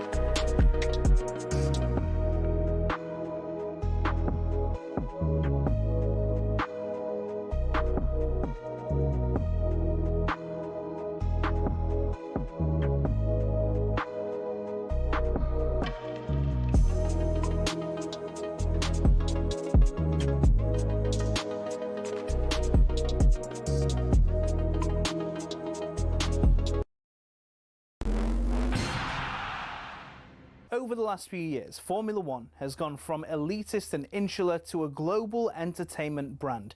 The transformation's down to American investment group Liberty Media, who cultivated a new image for the sport since buying it in 2016. Better access to drivers, improved content on social media, and tapping into the US market have given F1 a massive boost in both attention and revenues. But is everyone happy? The fans certainly are, as evidenced by Drive to Survive. Almost 7 million people per season have tuned in to get all the gossip and all the drama from the paddock. The extra exposure means the drivers can demand a higher salary too. In 2010, the top drivers were earning $20 million a year, which isn't bad. But now, the very best earn 3 times that, with Max Verstappen getting a whopping $65 million in 2025. But money doesn't always buy happiness. Some drivers, including Verstappen, don't like the pageantry the changes have brought about. In Las Vegas in 2023, Verstappen said the drivers were made to look like clowns, and the event was 99% performance and 1% race. Some purists who still watch the sport feel the same, and that the spirit of competition has suffered. But Formula One and Liberty Media don't look like slowing down anytime soon. So expect more races, major events and exclusive access in future.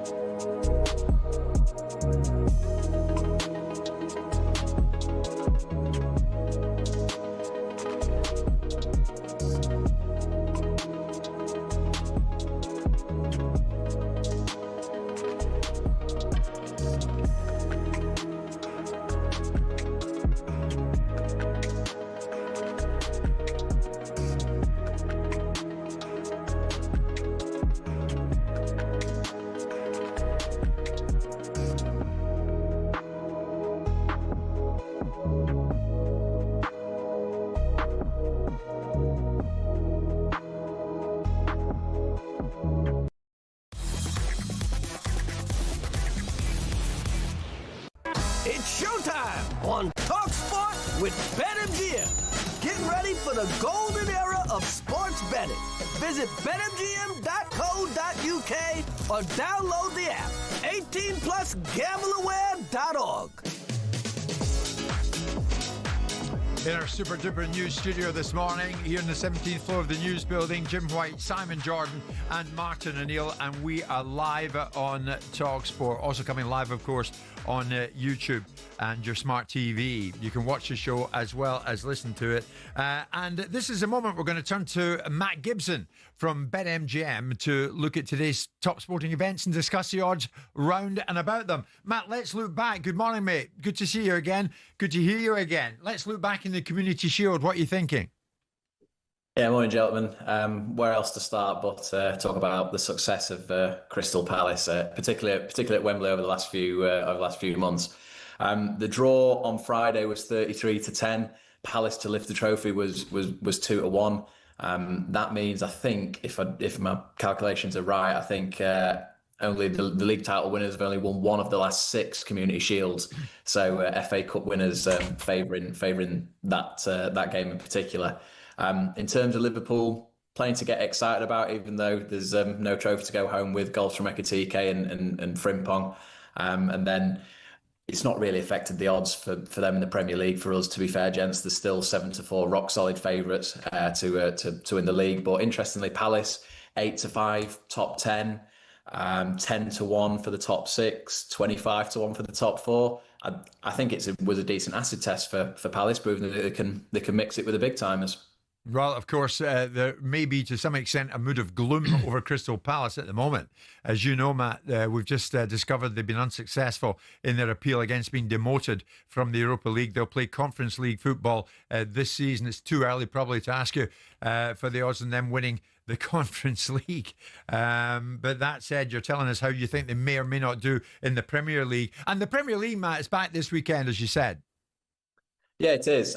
Seeing as Martin's here, we thought we'd have a look at some of his former teams' first fixtures and kind of price up a little threefold for them. So Aston Villa, obviously the early kickoff against Newcastle. Forest play Brentford and Sunderland play West Ham. Those 3 to win, Villa, Forest and Sunderland, are coming out about 15-1. But I just wonder if what Martin's seen of his former clubs, who he fans, do you think these former clubs will get on pretty well in the opening weekend? Villa, Newcastle's really competitive. Forest have held on to Morgan Gibbs-White. Sunderland have bust pretty much half a new team in, even more players in.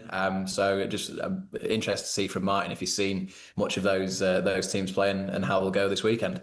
Yeah, I wouldn't take too much into pre-season games, particularly for the established sides like Aston Villa and Forest in that aspect. But Sunderland, delighted to see, although a lot of the players that they've signed I don't really know enough about, but at least they've been busy in the transfer market, because the team that went up wouldn't have been good enough to stay up. So that's great. That's very, very encouraging, I must admit. Aston Villa, again, because the little manager, you feel as if that they'll be up there. They want to do it. And Nottingham Forest, again, fantastic season last year. Bit of a disappointment at the end of the season. But having said this, get the good news today that they're in the Europa League. So, yeah, big boost for them, and a big boost that Gibbs-White stayed, although definitely a twist of his arm behind his back at the time from Mr. Marinakis. Well, if you're Nottingham Forest, Martin, you're going to jump in there and seize the moment. Of course. Europa League football, aren't you? Absolutely. And no, it's a great... and for Forest fans, they'll be delighted that Gibbs-White has stayed, because he's been terrific since he signed. Hopefully they get knocked out in the group stages. What would that be justice being seen to be done? In my view, yes. In your view? Yes. All right, Simon. Let's go on to the golf, the FedEx Cup. What are you thinking there then, Matt? Yeah, we had kind of we're into like the final furlong of the FedEx Cup. We had the top, I think it was the top 70 in the rankings played this weekend. Justin Rose rolling back the years and winning his first PGA title in more than 2 years in a playoff against none other than JJ Spawn, major winner this year, I believe. It's another near miss for Tommy Fleetwood, lads. He couldn't quite close it out, having bogeyed 17, but being in the mix all the way. It's the final 50. They play the BMW this Thursday. Key people who are missing out: Jordan Spieth, Wyndham Clark, Minwoo Lee, Tony Finau, all outside that top 50. So they won't be featuring when we preview the BMW later in the week. Okay. Just off the top of your head, Matt, would you expect Crystal Palace to be installed as favourites to win the Europa Conference League? I think based on what Chelsea did to the competition last year, probably the Premier League team should be at the top end of the market, I would think. Again, Palace showing what they can do against a very, very good team yesterday. Depends if they keep who they want to keep and if this has any sort of knock-on transfer business. Likewise for Forest, them getting promoted to a higher European division, it probably has an impact on who comes and goes through the door. I'll get it priced up for you, Jim, and I'll check in tomorrow. Yeah, great. Thanks very much indeed. Matt Gibson of BetMGM. Visit betmgm.co.uk. Download the app. 18 plus. BeGambleAware.com. It's showtime on talkSPORT with BetMGM. Keep things golden with responsible play at betmgm.co.uk. 18 plus. GambleAware.org. Mr. Jordan, you want to jump in? Yeah, you asked me a question. You asked me a question in this day and age. Does it work when people communicate properly? Did Gibbs White leave Nottingham Forest? Or did his owner tell him where he was staying? Did his owner get directly involved and say to the player, I don't think so, son? What do you think? Well, of course he did. Yeah. So does it work? Yeah, so Marinakis has got a hold of the situation and said you ain't leaving. Because there's no vacuum of leadership in Nottingham Forest. Is there? Everyone knows who runs that football club, so much so that he walks on a football field and tells them. So you're saying there's a vacuum of leadership. So what I'm saying is that in the situation where you asked me, can it translate? Can it work what you did 15, 20 years ago with Andrew Johnson? Well, we've just seen an example of it. Gibbs White was in no uncertain terms put in the picture. People tapping up my player. People are doing this. I will splattergun people, and I will concentrate. And I'll do an interview standing next to you, making sure that you're thanking me for the opportunity of staying with a football club that I made you stay with. So answer the question: could the same thing be done with Isak? Well, it doesn't seem like anyone tried to do it, does it? Because if you had Marinakis, if Isak was a Marinakis player, I bet it'd be bloody staying. Yeah, that's true.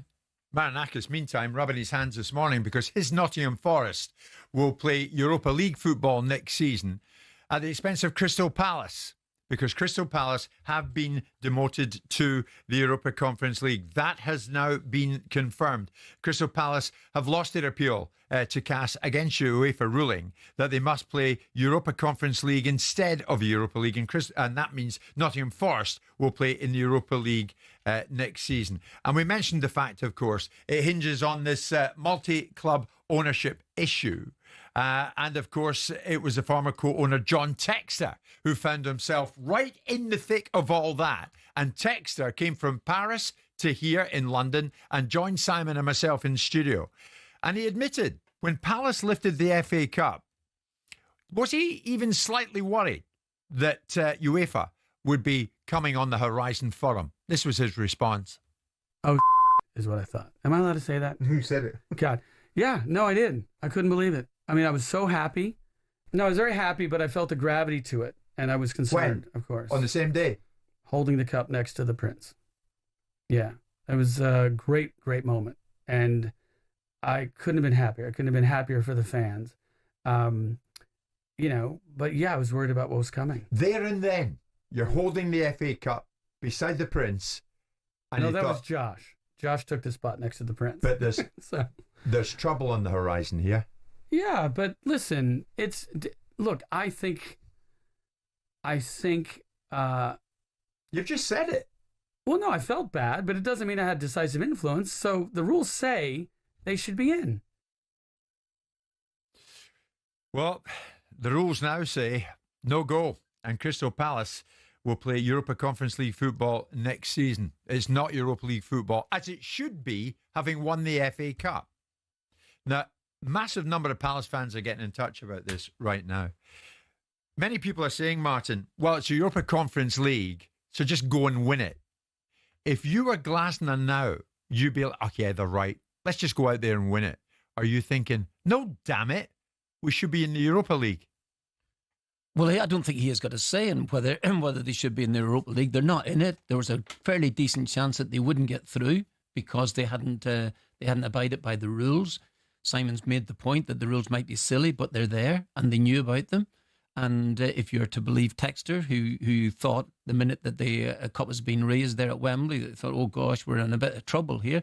Well, that may or may not be the case. But getting from the managerial viewpoint, they're in Europe. It is a competition that they have a chance of winning. They can win it. It's, that Premier League teams have shown that Chelsea have won it, and so have West Ham. They are capable of winning it. Simon makes the point about, well, they'll be in Europe twice then. If that's the case, they'll be in the following year. I don't abide by that there. If I'm the manager, I'd like to have been in the Europa League. That's the point. Although I don't have any say in it, because it's been decided by UEFA. So if you're the manager, this is an unsatisfactory outcome. Unsatisfactory. Well, they're in Europe, and the Europa League doesn't mean a great deal to me at this minute. If I was managing now, it wouldn't mean a great deal. You're actually under pressure now to go and win it because you are in the Premier League, and you're the fairly decent chance that you. It's a competition that's not really dear to my heart. If I was Glasner, I would have preferred to be in the Europa League, but I don't have a say in it. I mean, Simon, I don't know if I'm speaking for many Palace fans or the majority of them or whatever. I don't think it's enough just to be saying, well, now they're in the Europa Conference League, just go out there and win it. And you've got a very good chance of winning it because it's the lesser of the two tournaments. That doesn't appease Palace fans, I wouldn't have thought, who went to Wembley in good faith, got behind their team in a brilliant way, and watched as they beat City and won the FA Cup. Yeah. They should be in the goddamn Europa League, and they know it, and Parish knows it, and the rest of them at Palace know it. And that's fine, and I agree with that wholeheartedly. The reality of most Palace fans that turned up at Wembley, I doubt they were thinking about the Europa League. I think they were probably thinking about trying to beat Manchester City and win the FA Cup. They were thinking about it after it. It was, of course, they may well have been. Maybe not directly afterwards, but as the water started to become murkier with the challenges that we're going to have as a result of the ownership that created those problems, that they were going to have this challenge. Glasner will get on with the reality of the circumstances. Of course. And so will the Palace fans. But this is a mess. Well, messes happen all the time. Managers sign bad players. They don't work out. And the people who are guilty of causing the mess are the people at the very top of the club. Yeah, they've made a mistake. Anyone else make mistakes in life? They've made a mistake. It's a costly mistake.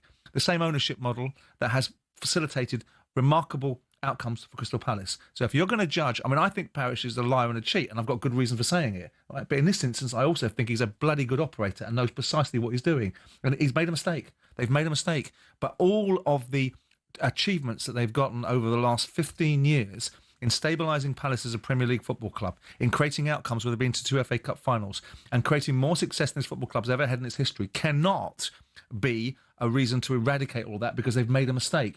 Managers make mistakes, owners make mistakes, fans make mistakes, every walk of life. You make a mistake. Yeah. They've made one now. It's not catastrophic. It's disappointing. It's a howler. It's disappointing. It's a howler. Well, I mean, if you ask Palace fans, if you were, and you probably can create this situation where you shouldn't have to ask them situation. If you had a real jeopardy situation where the club couldn't afford to keep itself floating for 2 years, when there was no money coming in through COVID, and you took Textor in, and ultimately you come out of COVID in a relatively good nick, and the consequence of it was that you've lost the Europa spot, which one would you rather have? Not have Textor in and his money and come out of it in good nick, or use this Europa spot and still play in Europe? Well, all this is happening. Everton have agreed a season-long loan deal for Jack Grealish. We'll somehow get to that before we go at 1 o'clock today, because when we come back, we're off to Saudi for the big fight this weekend.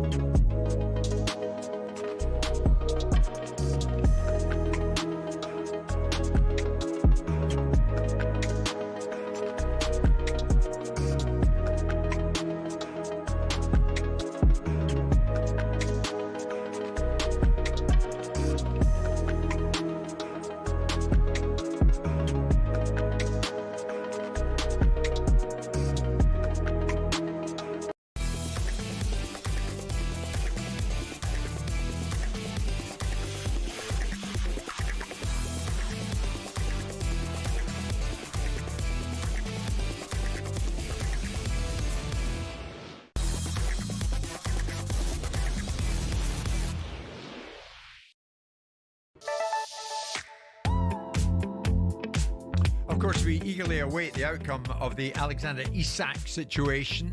Does he stay at Newcastle United, or is it, and it seems more likely, that he'll end up at Liverpool? Anyway, we closely watch that with the clock ticking. One other big name is on the move, because Everton have agreed a season-long loan deal for Manchester City's Jack Grealish. Martin O'Neill is alongside Simon this morning in studio. What's left of the morning, just a very few minutes. What does this do for Grealish, do you think? Is this a huge opportunity for Jack to get back in the pitch and show us what he can do, Martin? It is an opportunity for him. His career, if it hasn't regressed, it has stalled at least in the last 18 months. Didn't play very much football for Manchester City, so he has got to get out of that football club. I think Man City made it clear he didn't go to America with them. So this is an opportunity for him to get back to what he is supposedly capable of doing. And this is the point here. Was a big fish at Aston Villa. He stepped in at Man City, and to his eternal credit, he did really well. The year that they clinched the Champions League, he had a fantastic time. But yeah, you get the feeling with Jack that your celebration, which should last maybe 2 weeks, I think Jack's probably lasted about 2 months. And I think that you can take the eye off the ball, and you find yourself, other players are coming in. You can't live in your laurels, or what's the phrase? Rest on your laurels. Rest on them, of course it is. You can rest and maybe occasionally rest on them. I think I've tried to live on them. But anyway, but at the end of all, this is an opportunity for him. He's got to get back again. If he's thinking about getting back to England, and that will be difficult, then this is a move for him. Is this a coup for Everton, Simon? I don't know. I mean, we see these signings of players that are big names in football clubs that go out on loan and seem to very rarely do anything meaningful. We saw Raheem Sterling go to Arsenal, nothing. We've seen Jadon Sancho go to Chelsea, not much. And if I applied myself, I could probably name a few others. In this instance, Jack Grealish, it's not his fault he's a £100 million price tag. He never was a £100 million footballer. It's interesting to see the way David plays, because he doesn't feel like a Moisey player to me in any shape or form, because the big criticism at West Ham was once upon a time he didn't have the toolkit to be able to play ambitious football. Towards the end of his tenure, he had talented players in the middle of the park in Paqueta and Kudos, and he still didn't play a game of football that the West Ham fans enjoy watching. For Jack Grealish, he needs to play. I assumed he'd go to Napoli or somewhere like that, rather than go to an Everton side that, whilst it's got this wonderful new stadium and it looks absolutely phenomenal, the stadium, they still have a long way away from going back to being a very competitive side in the Premier League that's looking upwards rather than downwards. But they've made the deal. And I mean, I think it has jeopardy written all over it. I think there's a lot of money involved in players' wages, and very rarely do these work. So I feel this is a deal that could benefit neither one of them. I mean, David Moyes knows his way around. He's been around for a long time now, Martin. If anybody will get what he wants out of Grealish, it's probably David. Well, I'm sure he'll throw down the gauntlet to him and say, listen, this is it. This is your opportunity. You've got to come in here. We will get the ball out to you as much as we possibly can. It's up to you to do something about it. But there'll be other times where they'll miss out. It's a big season for Everton. They're stepping into the new stadium. It's there. Jack, it's an interesting one, because he will be wanting as much of the ball as possible. My thoughts about Jack were he can shield the ball brilliantly on his left hand side, terrific. But he's got to take players on edge of the penalty box. That's what you're there for, to take people on, to go to dummy outside. Sorry, to dummy inside, to even take players on the outside. Even just mix it up a little bit, rather than just attempting to take on somebody and then just laying it to the side. At Manchester City, that's fine, because you usually have somebody coming onto it to hit it in there. Yeah. But overall, you've got to get back to what you should be doing. The interesting thing is that in a team of fetchers and carriers, I mean, he's a carrier, and the reality is that I don't know how many fetchers Everton have got. The quality of players that they've got to get the ball out to him, to put him in the game, is going to be the challenge for him. Whereas he's had the embarrassment of riches, because we know that Man City have got players that can do certain things, but he couldn't get into the side.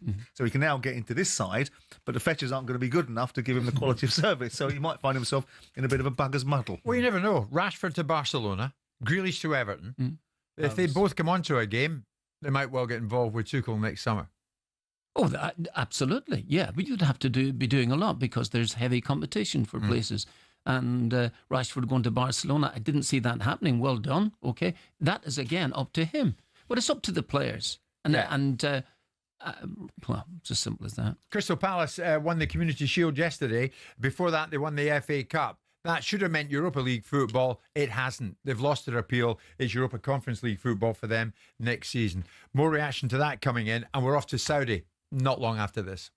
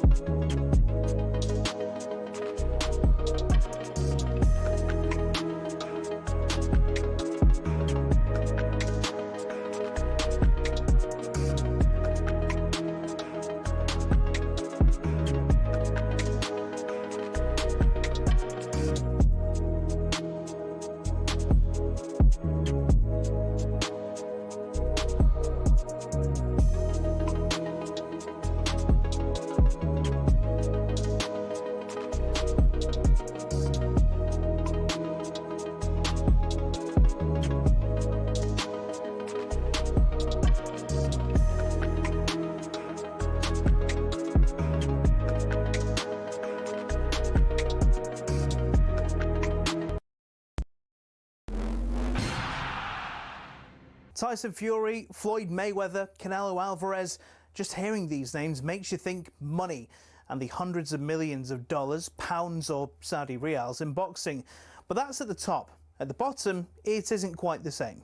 Even for those on the rise, there's not an awful lot of cash in the boxing world. And if you're just starting out, well, it can be a very costly exercise indeed.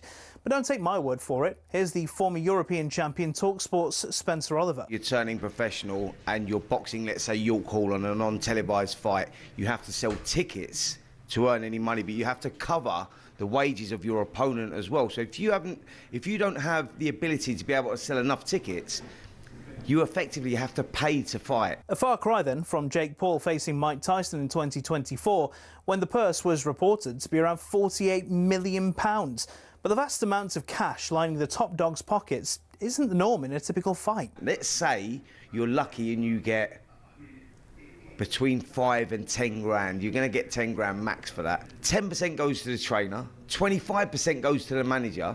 Then we've got the tax man to pay as well. So we're cutting that money in at least half. So now you've got 5 grand for a 10-week camp. So you're talking about a guy here earning, he might be clearing 500 quid a week. How do you support a family on that? So boxers chase the dream.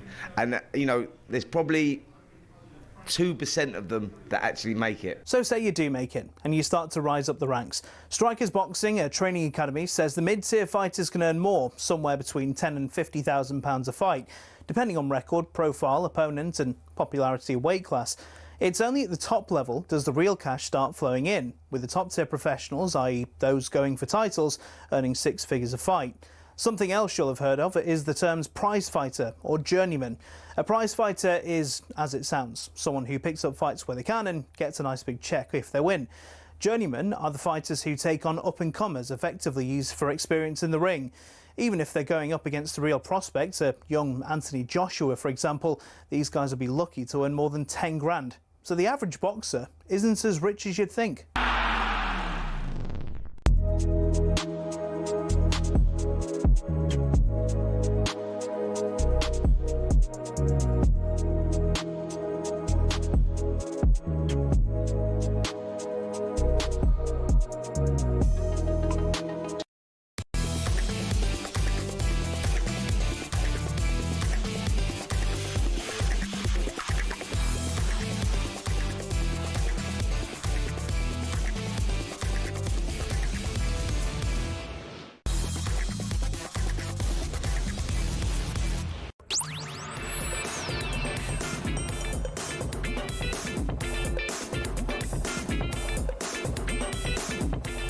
Good afternoon, everybody. Monday afternoon, it's 5 minutes past 12 noon, and we are in our new super duper studio here on the 17th floor of the news building. And many of you are liking what you see, and I'm delighted about that. Thank you. I am overwhelmed by all the messages welcoming me back to this show, back alongside my sidekick, Mr. Simon Jordan, and alongside us, Martin O'Neill, on what has been a very, very busy morning. And now as we head into the afternoon, no doubt nothing will change in that area. It's been so crazy in the last few moments. Such disappointment for Palace fans because they have failed. The club has failed with its appeal against them being demoted to the Europa Conference League. That indeed is exactly what has happened. The Crystal Palace lose their appeal to CAS, and it's Europa Conference League football for them next season. That's in spite of beating Manchester City some weeks ago and winning the FA Cup final. It should have been the Europa League for them. It is not, and they have been demoted to the Conference League. Many saying, just go out there and win the damn thing. Talking about winning, who's going to win this weekend in Riyadh, Saudi Arabia? A huge fight coming up there. Moses Atoma gets his biggest chance yet to show what he can do. He's up against Dillian White, and it is live on talkSPORT. A lot of people are basically just saying, like, yeah, I'm going to knock him out. Moses Atoma can take him out right now. And, like, I probably would. Everyone tells me that he is the future. This kid is going to be the next face of British boxing. I've said this from the beginning, from when he was 18, 19. He's it. He is it. Moses Atoma! I keep proving people wrong, and it's kind of weird. I'm going to have to prove them right this time. Continue. Moses Atoma ready to dust up and have it. This fight here, make a break. Let's go! I'm ready! Wow, it's a big fight. Is Moses ready for what lies ahead? It's a huge challenge against the hugely experienced Dillian White. Atoma's record stands at 12-0, and his last win was a knockout of Mike Balogun, knocking him out in round 2. Spencer Oliver knows what to expect, and Spencer is out there with a big talkSPORT team as we look ahead to what is a very interesting undercard as well. Filip Hrgović up against David Adeleye. We have Nick Ball against Sam Goodman, and top of the bill, Moses Atoma against Dillian White. Spencer, good afternoon to you. It's hot here, 30-odd degrees in London. God only knows what it's like in Riyadh, Saudi Arabia, but presumably the temperature is rising with the expectation here that Moses Atoma is going to win on the biggest stage yet. Absolutely, yeah, the temperature out here is absolutely insane. It was about 40 degrees about 10 o'clock this morning. But yeah, big things expected of Moses Atoma. It's a real coming-of-age fight for him against the old warrior Dillian White. I saw Dillian White just a couple of minutes ago, actually. He looks in great shape. He recognises that this is last chance saloon and a great opportunity to grab that WBO #1 spot, and that will put him back in line for a world title. But Moses Atoma, you know, if you look at his last 8 fights, they've only gone 11 rounds in total. This guy is going through everyone like a hot knife through butter. And if he makes a statement here and wins against Dillian White, that is a real statement. Spencer, as you wait, I think Moses Atoma is due to drop by you any moment now. Simon has dropped by me and has been with me since 10 o'clock this morning. Simon, what do you think? Is it Atoma for you? Is he going to come out on top in this one? Yeah, I think he will. Not because ultimately it's a foregone conclusion, but because I think it's at a stage in his career where the levels are being pushed. You know, he's beaten Marius Weck, who's a 45-year-old fighter of a high level, but knocked him out relatively easy. He knocked out Dempsey McKean. He knocked out Mike Balogun in the previous fight. It's a whole different ballgame, but the fact of the matter, we don't really know where Dillian is in his career anymore. The Dillian White that existed 2, 3, 4 years ago, that was challenging for world titles, went out like a lamb against Tyson Fury, but notwithstanding it, Tyson Fury is an elite fighter, is probably not the Dillian White that's going into the ring now. So I don't know how much we learn about Moses. So Frank was on the show last week talking about how he would like this fight to go deep so that we can see various questions being asked and answered of Moses Atoma. I mean, Dillian is a former elite fighter. We're going to see if he's still an elite fighter, but we're also going to learn a little bit more about Moses, because if Moses goes in there and blasts him out in 2 or 3 rounds, I don't know what we make of it, but what we want to see is Dillian put it upon Moses and see what reaction is, because no one has done it, have they, Spence? No one has troubled this kid. No, absolutely not. And, Dillian Whyte is that guy that should be one that gives him, his most difficult night, for sure. I mean, like I said to you, he looks in tremendous shape. And as I'm speaking now, Moses has just joined us, so I'll bring him in on this one, guys. Moses, great seeing you, mate. And Simon was just saying about, Dillian Whyte being a step up in class for sure. But what will we find out if you go out there and get the job inside the distance? Assalamu alaikum. Very good, Moses. I think it's a good fight for me. Personally, obviously, I've heard all the talks that's coming with this fight. I'm just trying to lock it out and kind of do my job. Dillian Whyte is obviously a serious contender. I don't know what kind of game he's playing outside the ring, but I know that he's lost a lot of weight. He's taking his fight serious, and he's coming to obviously trying to ruin the party. So it's obviously my job to let that not happen. Moses, hi to you from me, Jim White in London, and Simon's alongside me, so too is Martin O'Neill. I remember a long time ago, it seems, you and I spoke. Actually, it was in Riyadh. Do you remember we met up in Riyadh, Saudi Arabia, and you were telling me, yeah, the big occasions I hope will come along, and when they come along, I will take my chance. Do you feel thoroughly confident that you will take your chance live on talkSPORT against Dillian this time around? I mean, yeah. Like, my brother messaged me the other day, this might have even been yesterday. He was like, although, like, this feels like it's come sudden, like, because obviously I only turned professional 2 years ago. I've been boxing since I was 9 years old. Like, this is a thing that I've been doing, like, this is 11 years in the making. So, like, although, like, everybody is saying that this is sudden, like, this isn't sudden for me. Moses, how you... I mean, one of the things Moses, I spoke... You want to go, Spence, or shall I? On you go, Simon. Go, Simon. Simon, please. One of the things I spoke to Frank about last week was the difference in things that you have to do this week, Moses. You're headlining, and it's a new experience for you. You've got face-offs that are being done differently. You've got press conferences that are coming up. Does any of this weigh on your mind? Does any of this make any difference to you now that you are you're the main name above the door? Of course it makes a difference, because it kind of does drain my energy a little bit. But I know that obviously with boxing you got a sport and you got the entertainment, and obviously it works hand in hand. But it's just a problem. The only problem is just trying to not let that get to my head. Is there any jeopardy? I mean, I've not noticed any noise being said from... I mean, Dillian called you Superman the other day and said, I'm going in with somebody that's Superman. Is there any edge to this fight from your side? Is there any jeopardy in terms of any malice towards Dillian? Or is it just a case of, he's in my way, I need to go and continue making points? So is there any more to this fight than just the fact that he's in your way? No, 100%. You've just said it there. He's kind of there's no hatred towards Dillian Whyte. Last time we spoke was against when we sat next to each other on the Joe Joyce Hergovich fight, and we was having a normal conversation. And just funnily enough, like 2 weeks later, I got a phone call asking me if I wanted to fight him.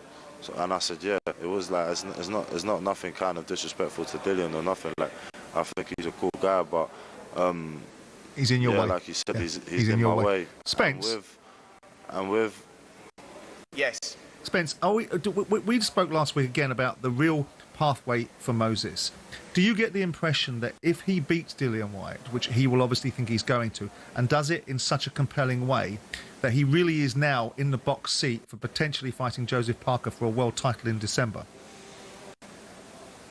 Absolutely, it's all mapped out like that. Look, guys, what we've got to say is, look, and I know that Moses is sat here next to me, but, you know, we've been saying this for some time now, like a lot of people are saying that Moses, you know, is the next superstar for me in British boxing, not just heavyweight boxing, but British boxing.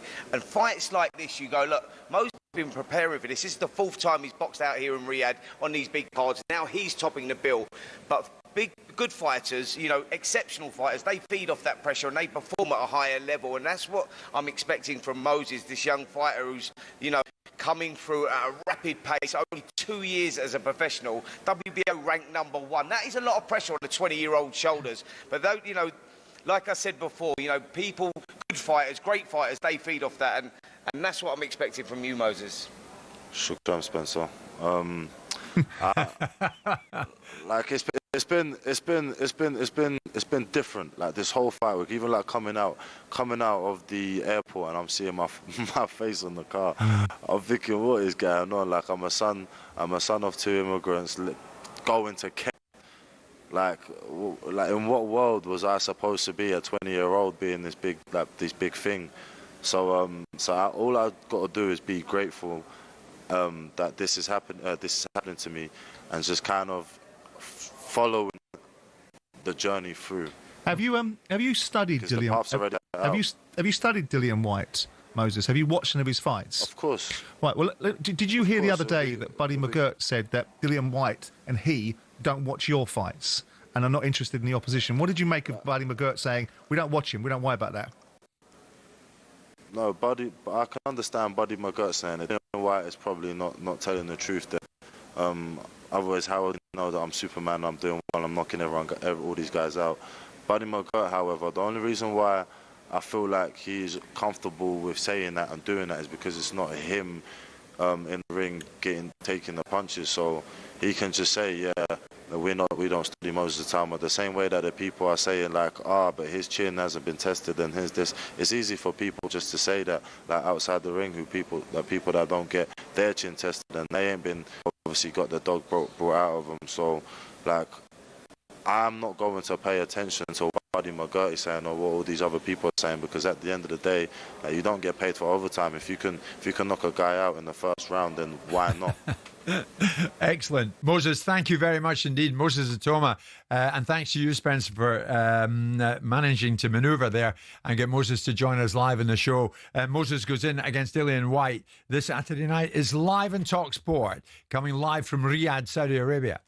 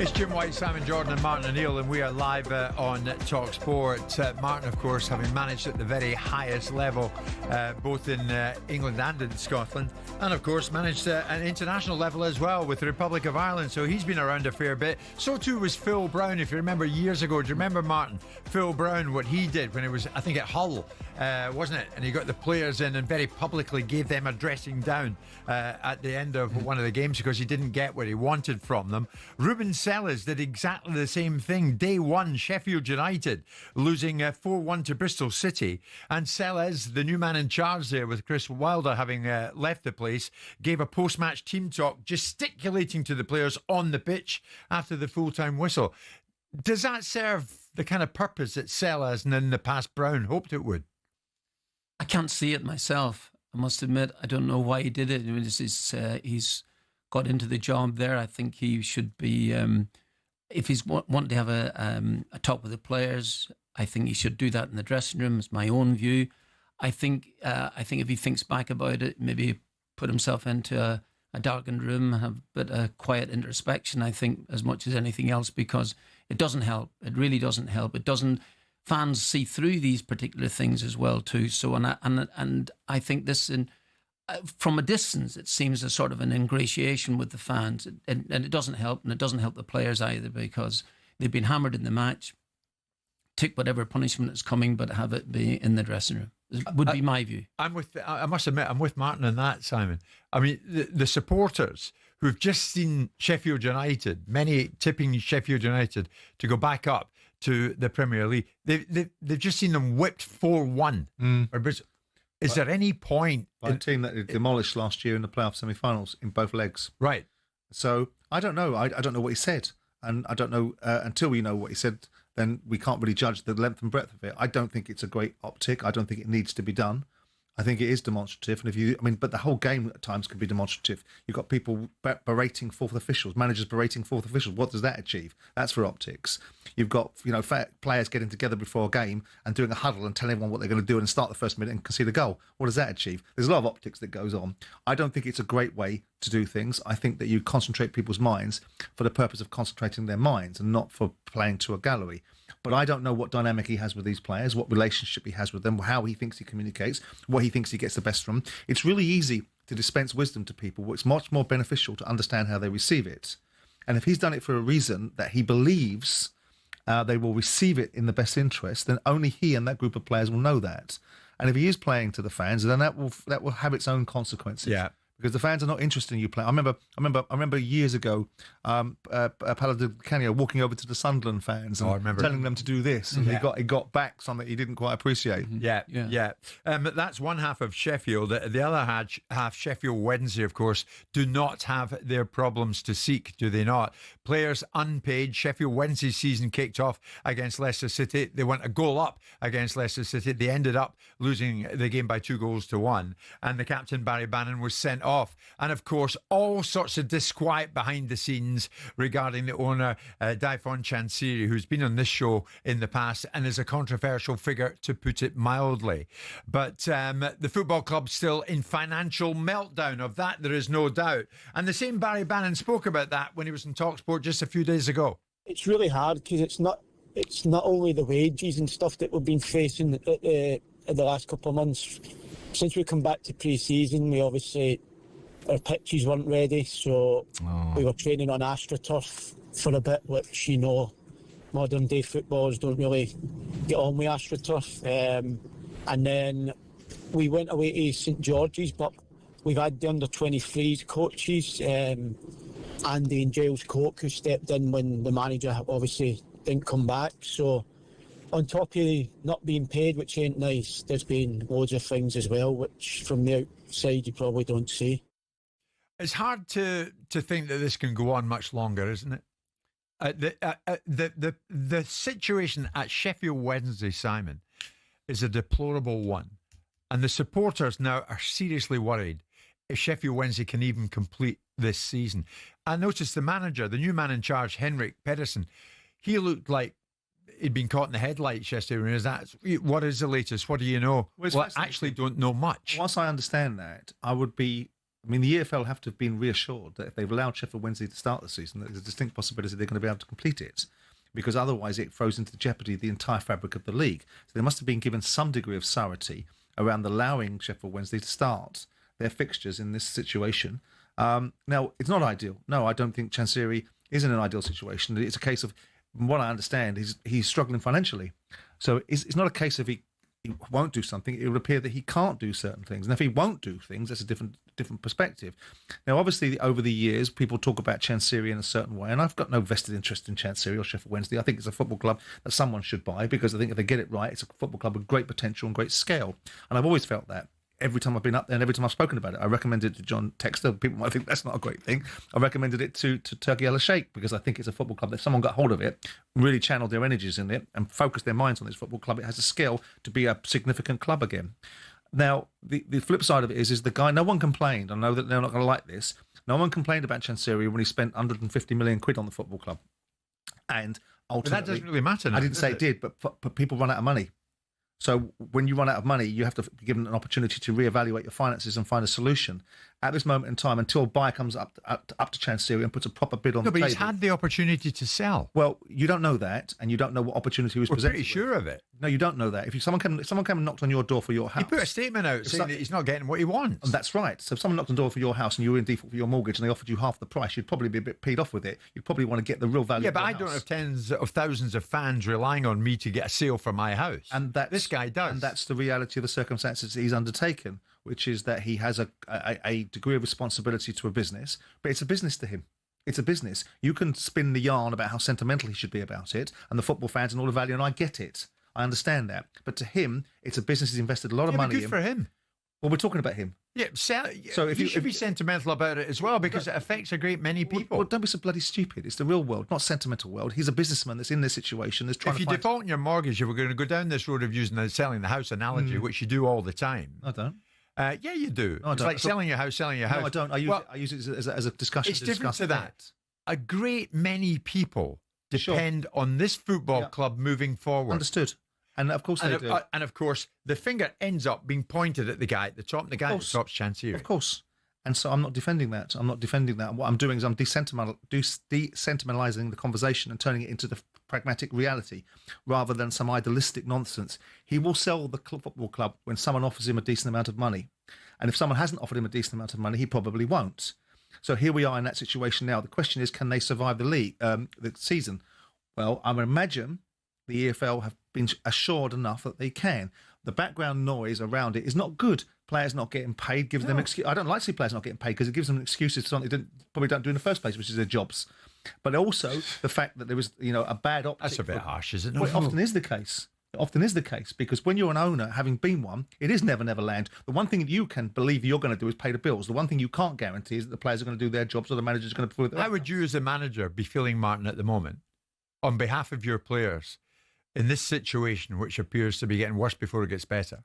Well, tell me this, Simon, if players do not get paid for X number of months, they can walk away, and a number of players have walked away. So what happens there? What would the situation be? Just let's say the rest of the Sheffield Wednesday players decided in the next 2 months or something. I guess you'll play the kids, won't you? Well, I knew he'd play the kids, but then would the onus not be on him being Chansiri, to accept some bid that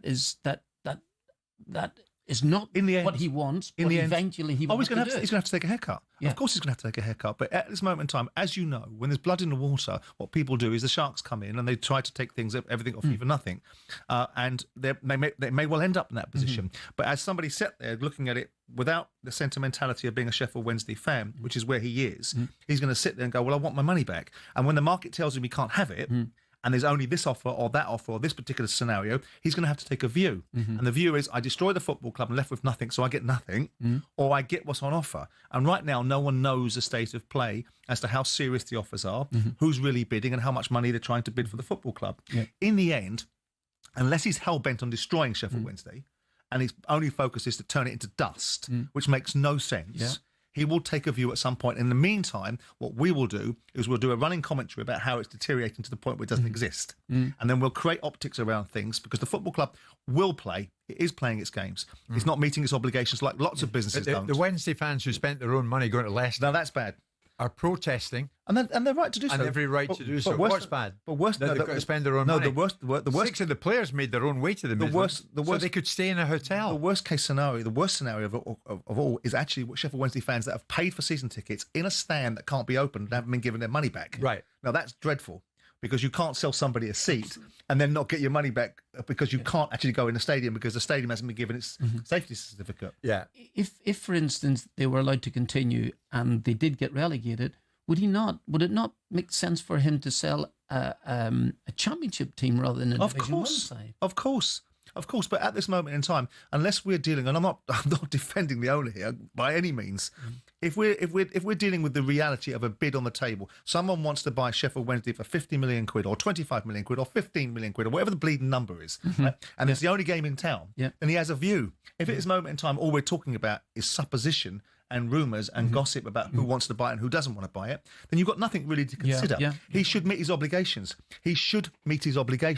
But if he can't meet his obligations, the alternative is you dump it into administration and preserve the club's position by securing against his creditors, or you try and find a buyer. I did not try to meet my obligations. I ran out of money. So in my position, was I the devil incarnate? Was I a rogue owner? I ran out of money. I bankrolled a football club for 10 years and ran out of money because of a banking crisis. Who knows what's happening in this guy's life as to the reasons why he can't bankroll a football club? Is it ideal? No. But lots of things are not ideal. And the thing about this that is the more tangible side of things is it invokes such reactions in people because it's a football club. And I get it. I understand that. Of course. It's the uncertainty of it in the eyes of the Sheffield Wednesday fans that really gets to them. Of course. And they're quite right to feel that way. Do you think Textor will bite? Is he still interested in them? I wouldn't be surprised if John does something with another leading football club owner. Oh, okay. 12:30 just after this Monday lunchtime. Stay with us.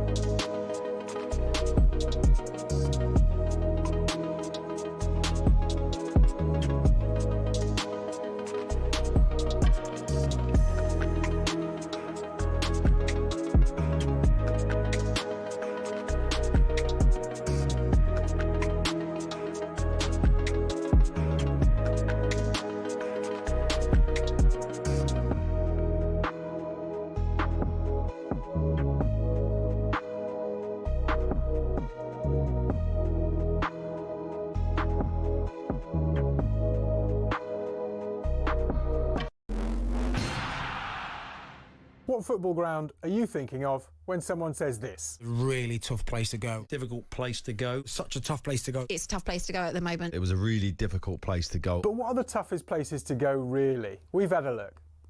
Forget a cold, wet Tuesday night in Stoke. Try a blizzard 220 miles inside the Arctic Circle. When Chelsea lost at Tromsø in Norway in the Cup Winners' Cup, a massive snowstorm hit at half-time. These two boys and their brooms were absolutely no match for it. We're staying in Scandinavia for Scotland's toughest away day on the side of a cliff in the Faroe Islands in Euro 2000 qualifying. The pitch at Toftir was like a cowfield, never mind those gale force winds. The Faroe Islands part-timers equalised in stoppage time. Cue Scandi scenes. But away trips don't come tougher than playing Bolivia at altitude in La Paz. Or so we thought. The Bolivians have now taken home advantage to another level, literally 500 metres further up the Andes to the country's highest city, El Alto, 4,100 metres above sea level. Meanwhile, the loudest stadium in world football officially is the Ali Sami Yen, where Galatasaray fans set a world record of 131 decibels. That's louder than Motorhead. But our most intimidating away day is in Wales. Prison team HMP Prescoed was briefly kicked out the Gwent League over concerns about young opposition having to go in there. Now that's a tough place to go.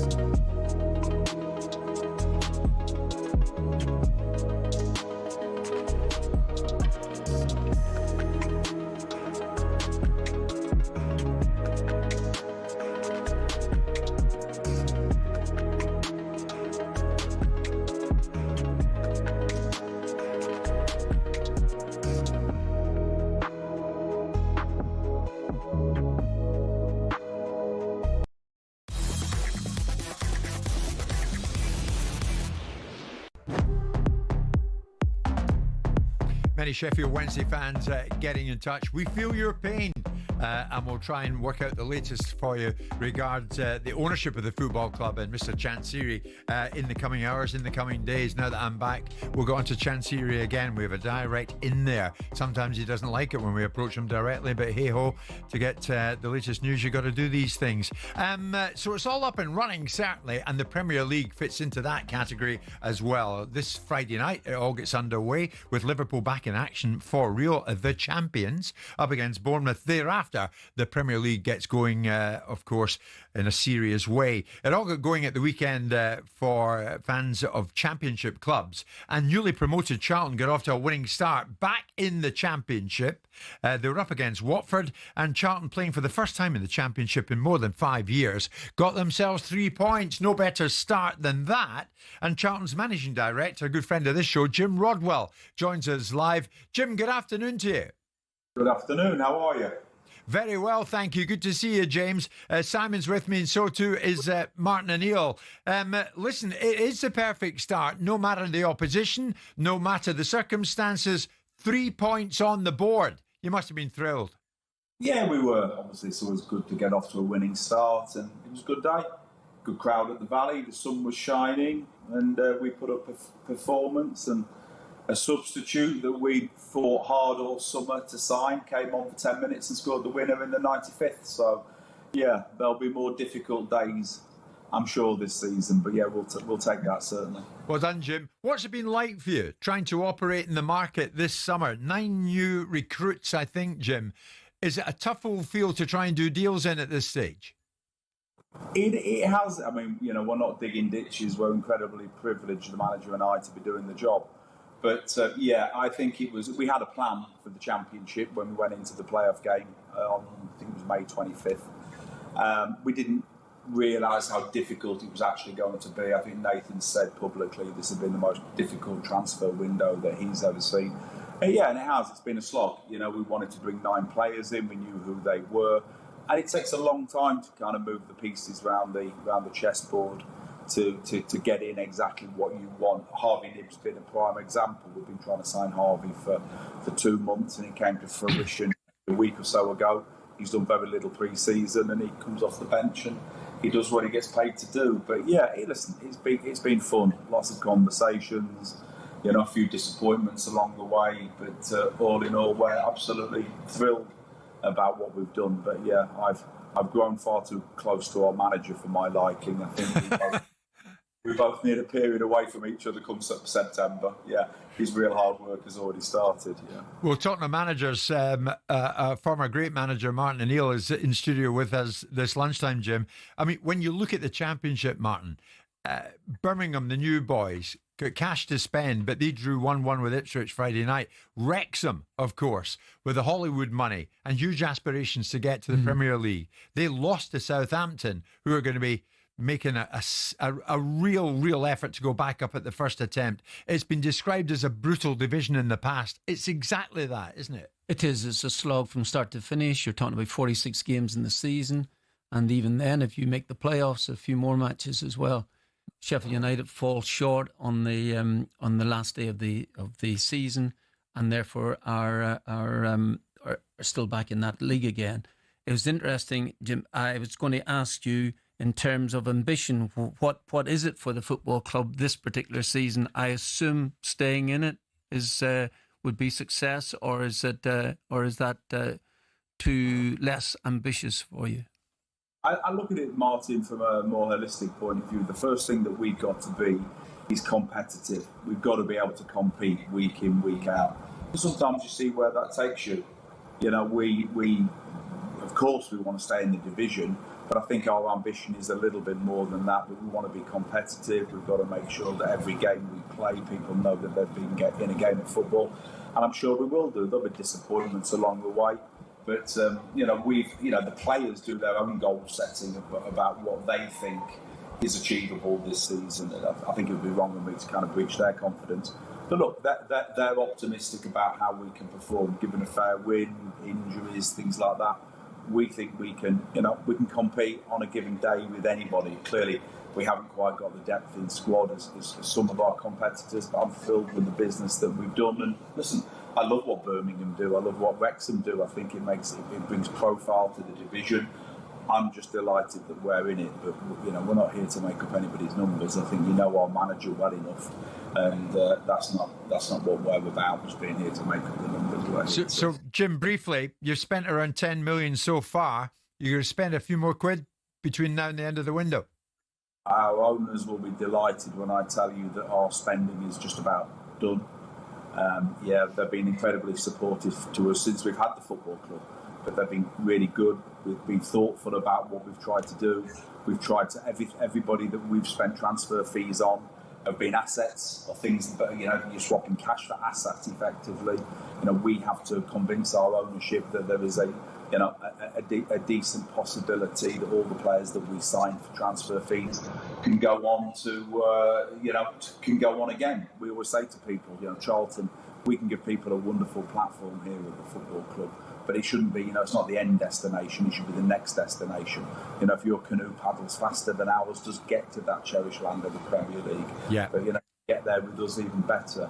But the owners have been really good. We've like I said, we've persuaded them to swap a bit of cash for some asset at the football club, and those players have got to prove that they are, good enough to be able to, move forward. Jim, I want to thank you for joining us. Jim Rodwell, Charlton's managing director. Charlton got off to a winning start, and we'll see what it takes them. You're listening to Jim White, Simon Jordan, and Martin O'Neill on talkSPORT with Selco Builders Warehouse. Check out this month's real deals at selcobw.com.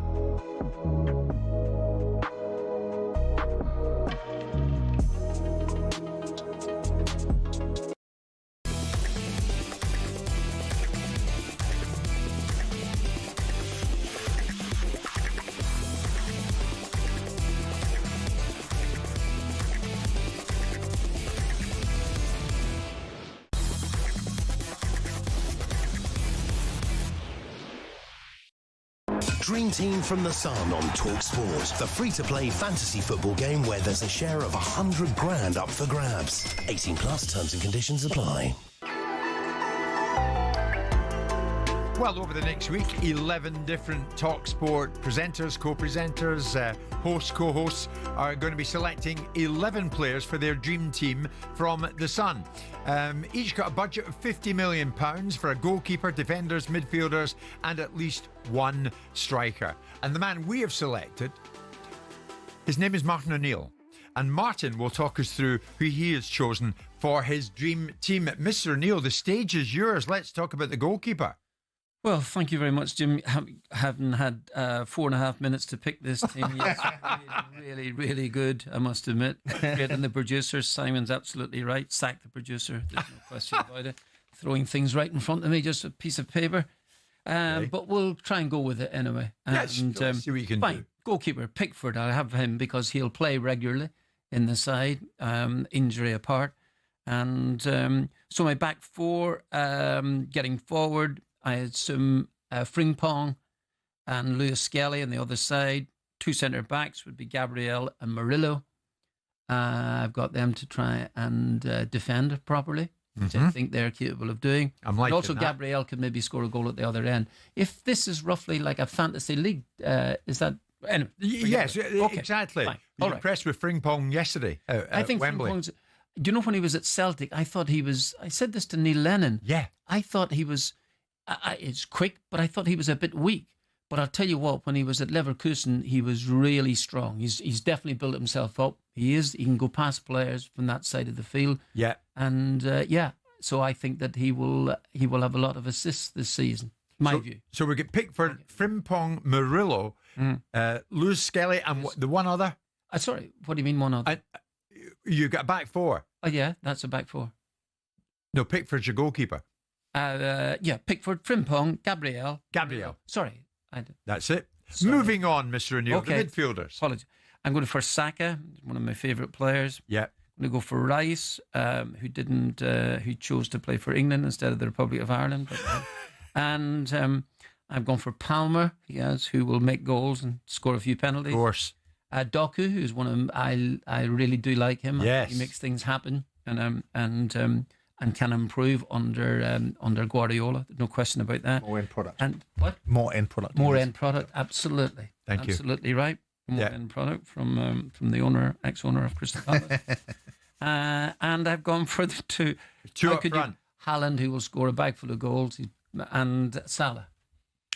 Very nice team. Now, is he within his budget? I would have thought he's probably over the £50 million budget. No, I'm being advised. Yes. You're slightly over the budget of 50 million. Okay. You're about 8 million over or so, maybe 10 million. We'll have a look at it closely though, but quite rightly, you're pushing us. No. For every penny we're offering. No, it wasn't pushing you. If I looked properly here, as I said, this thing was pushed under my nose there about a minute and a half ago. We've got that. And yeah. Okay, well, I'm giving it to you again. And and if it means by the end of all that I have to change something, I will do so. That's very kind of you. Right. Martin O'Neill's team, his dream team, Pickford. We've got Frimpong, Murillo, Gabriel and Lewis Skelly, Saka, Rice, even though he opted to play not for Martin's Ireland but for England, Cole Palmer and Doku, Haaland and Salah up front. Right. We like Simon, that. Have you chosen a team? Have you? I'm not included in this sort of thing. Are you not? No. Okay. You've got to be a football person, Simon, haven't you? Got to know what you're talking about. You've got to know what you're talking about. That was Martin's 11 chosen players for his dream team from The Sun. Dream Team from The Sun on talkSPORT. Download the Dream Team app or visit dreamteamfc.com. 18 plus, terms and conditions apply. I want to finish actually on a Scottish note with, especially with former Celtic manager Martin O'Neill in our midst. But it's really the other side of the old firm I want to concentrate on before we go today, Martin. Rangers made it 2 draws from their opening 2 league matches. They finished 1-1 with Dundee, and that followed a 1-1 draw with Motherwell last weekend. So where are we at with Russell Martin? Would you believe they're on his back already? Are they every right to be so? A lot of the supporters not happy with what they've seen at Fir Park and then at Ibrox in particular after the Dundee game. But this after another decent result in the Champions League qualifiers against Victoria Pilsen. Do you think Martin's going to feel the heat? Well, I mean, Russell's been up there before. He was up there as a player, so he'll know. That there's a lot of exaggeration after a couple of games in Scotland. I remember when I went up there way back in the year 2000, Rangers were very, very strong. Our opening game was on a Sunday evening against Dundee United at Tannadice, and I was and Rangers had won their opening game the previous day, and I was actually asked by a reporter, if we don't win today, is that the league over? And that was us opening, and he meant it. He wasn't being facetious in anything in any. Sure. And that's it, because Rangers had dropped so few points before. Now the last thing you want is to be behind. There's an Old Firm game coming up in a couple of weeks' time. You don't want to be under pressure to win that immediately, to bring that gap back. There's 4 points after 2 games. But I think, it's far, far too early to be making assumptions about things. And they're running Europe. I think that they can make it into the Champions League, which would be really good. And I also think that from Celtic's viewpoint, Rangers need to be strong. They need to be a strong side. And he will, in time, realise what he has let himself. As you rightly say, he played there before, Martin, so he knows what he's got himself into. But even at the weekend there, his substitutions in the 1-1 draw against Dundee, when he made them, Russell Martin, he was being booed for them. This was his reaction to that. Yeah, every club I've been at, there's a bit of pain, and then when you get through that pain, it's so worth it. So I don't think I expected anything less coming here, that it's not going to be a quick fix. This club's not had success for a long, long time. So I've just got asked about the supporters' reaction in there at all. I just don't have a problem because I understand it. Like, they're at a point now, that this club and the supporters, where something needed change, and the ownership's changed. There's a new coaching staff, there's new players, there's hopefully a new way of behaving at the training ground properly every single day, regarding standards and what's expected at this football club. So it's not a quick fix. And this is not me coming out and making excuses. It's just not. I think you change manager from year to year, nothing really changes. So now it's about really changing, like, the culture and the feel of the club day in, day out, that will then end up in a good outcome. Good process, good people will always end up in a good outcome, but maybe not so quickly as everyone wants. But this year, we'll be ready to compete. We'll be ready to win a lot. We're 2 games in the league. It's a long, long season. Martin, when he talks, I listen, I must admit. And I've kind of bought into him. And I'm keen to see if he can deliver what he talks about delivering. Do you like the way he formulates his answers to the media when they do come hunting for him, as they did after the Dundee result? Well, he said he understands the booing taking place when the substitutions have been made. That's actually difficult to take after 2 games. I think you would be wanting a chance. He knows he's got to get results immediately. This is the point, because you don't get that time. Now there is a losing culture at Ibrox, and it has been there for quite some considerable time. In any given day, they can compete, as they've proved in European matches. They can compete. It's the games that they're expected to win that they haven't been doing, and that's been going on for quite considerable time. The reason that Russell Martin was brought in was to change that culture, and then but he knows results. We're in the results business. This is it. You've got to win. Exactly. Mr. Jordan, you have to leave us now as we finish ourselves at 1 o'clock, because you're going to talk more boxing. Yes, I'm going to repeat the conversation I had with Spencer. Okay, but again. But that's fine. Incidentally, in a word, Itoma or White this weekend? Moses. Yeah. Moses Itoma. We're coming up to 1 o'clock. Max Rushton and Scott Minto are on the way. It is great to be back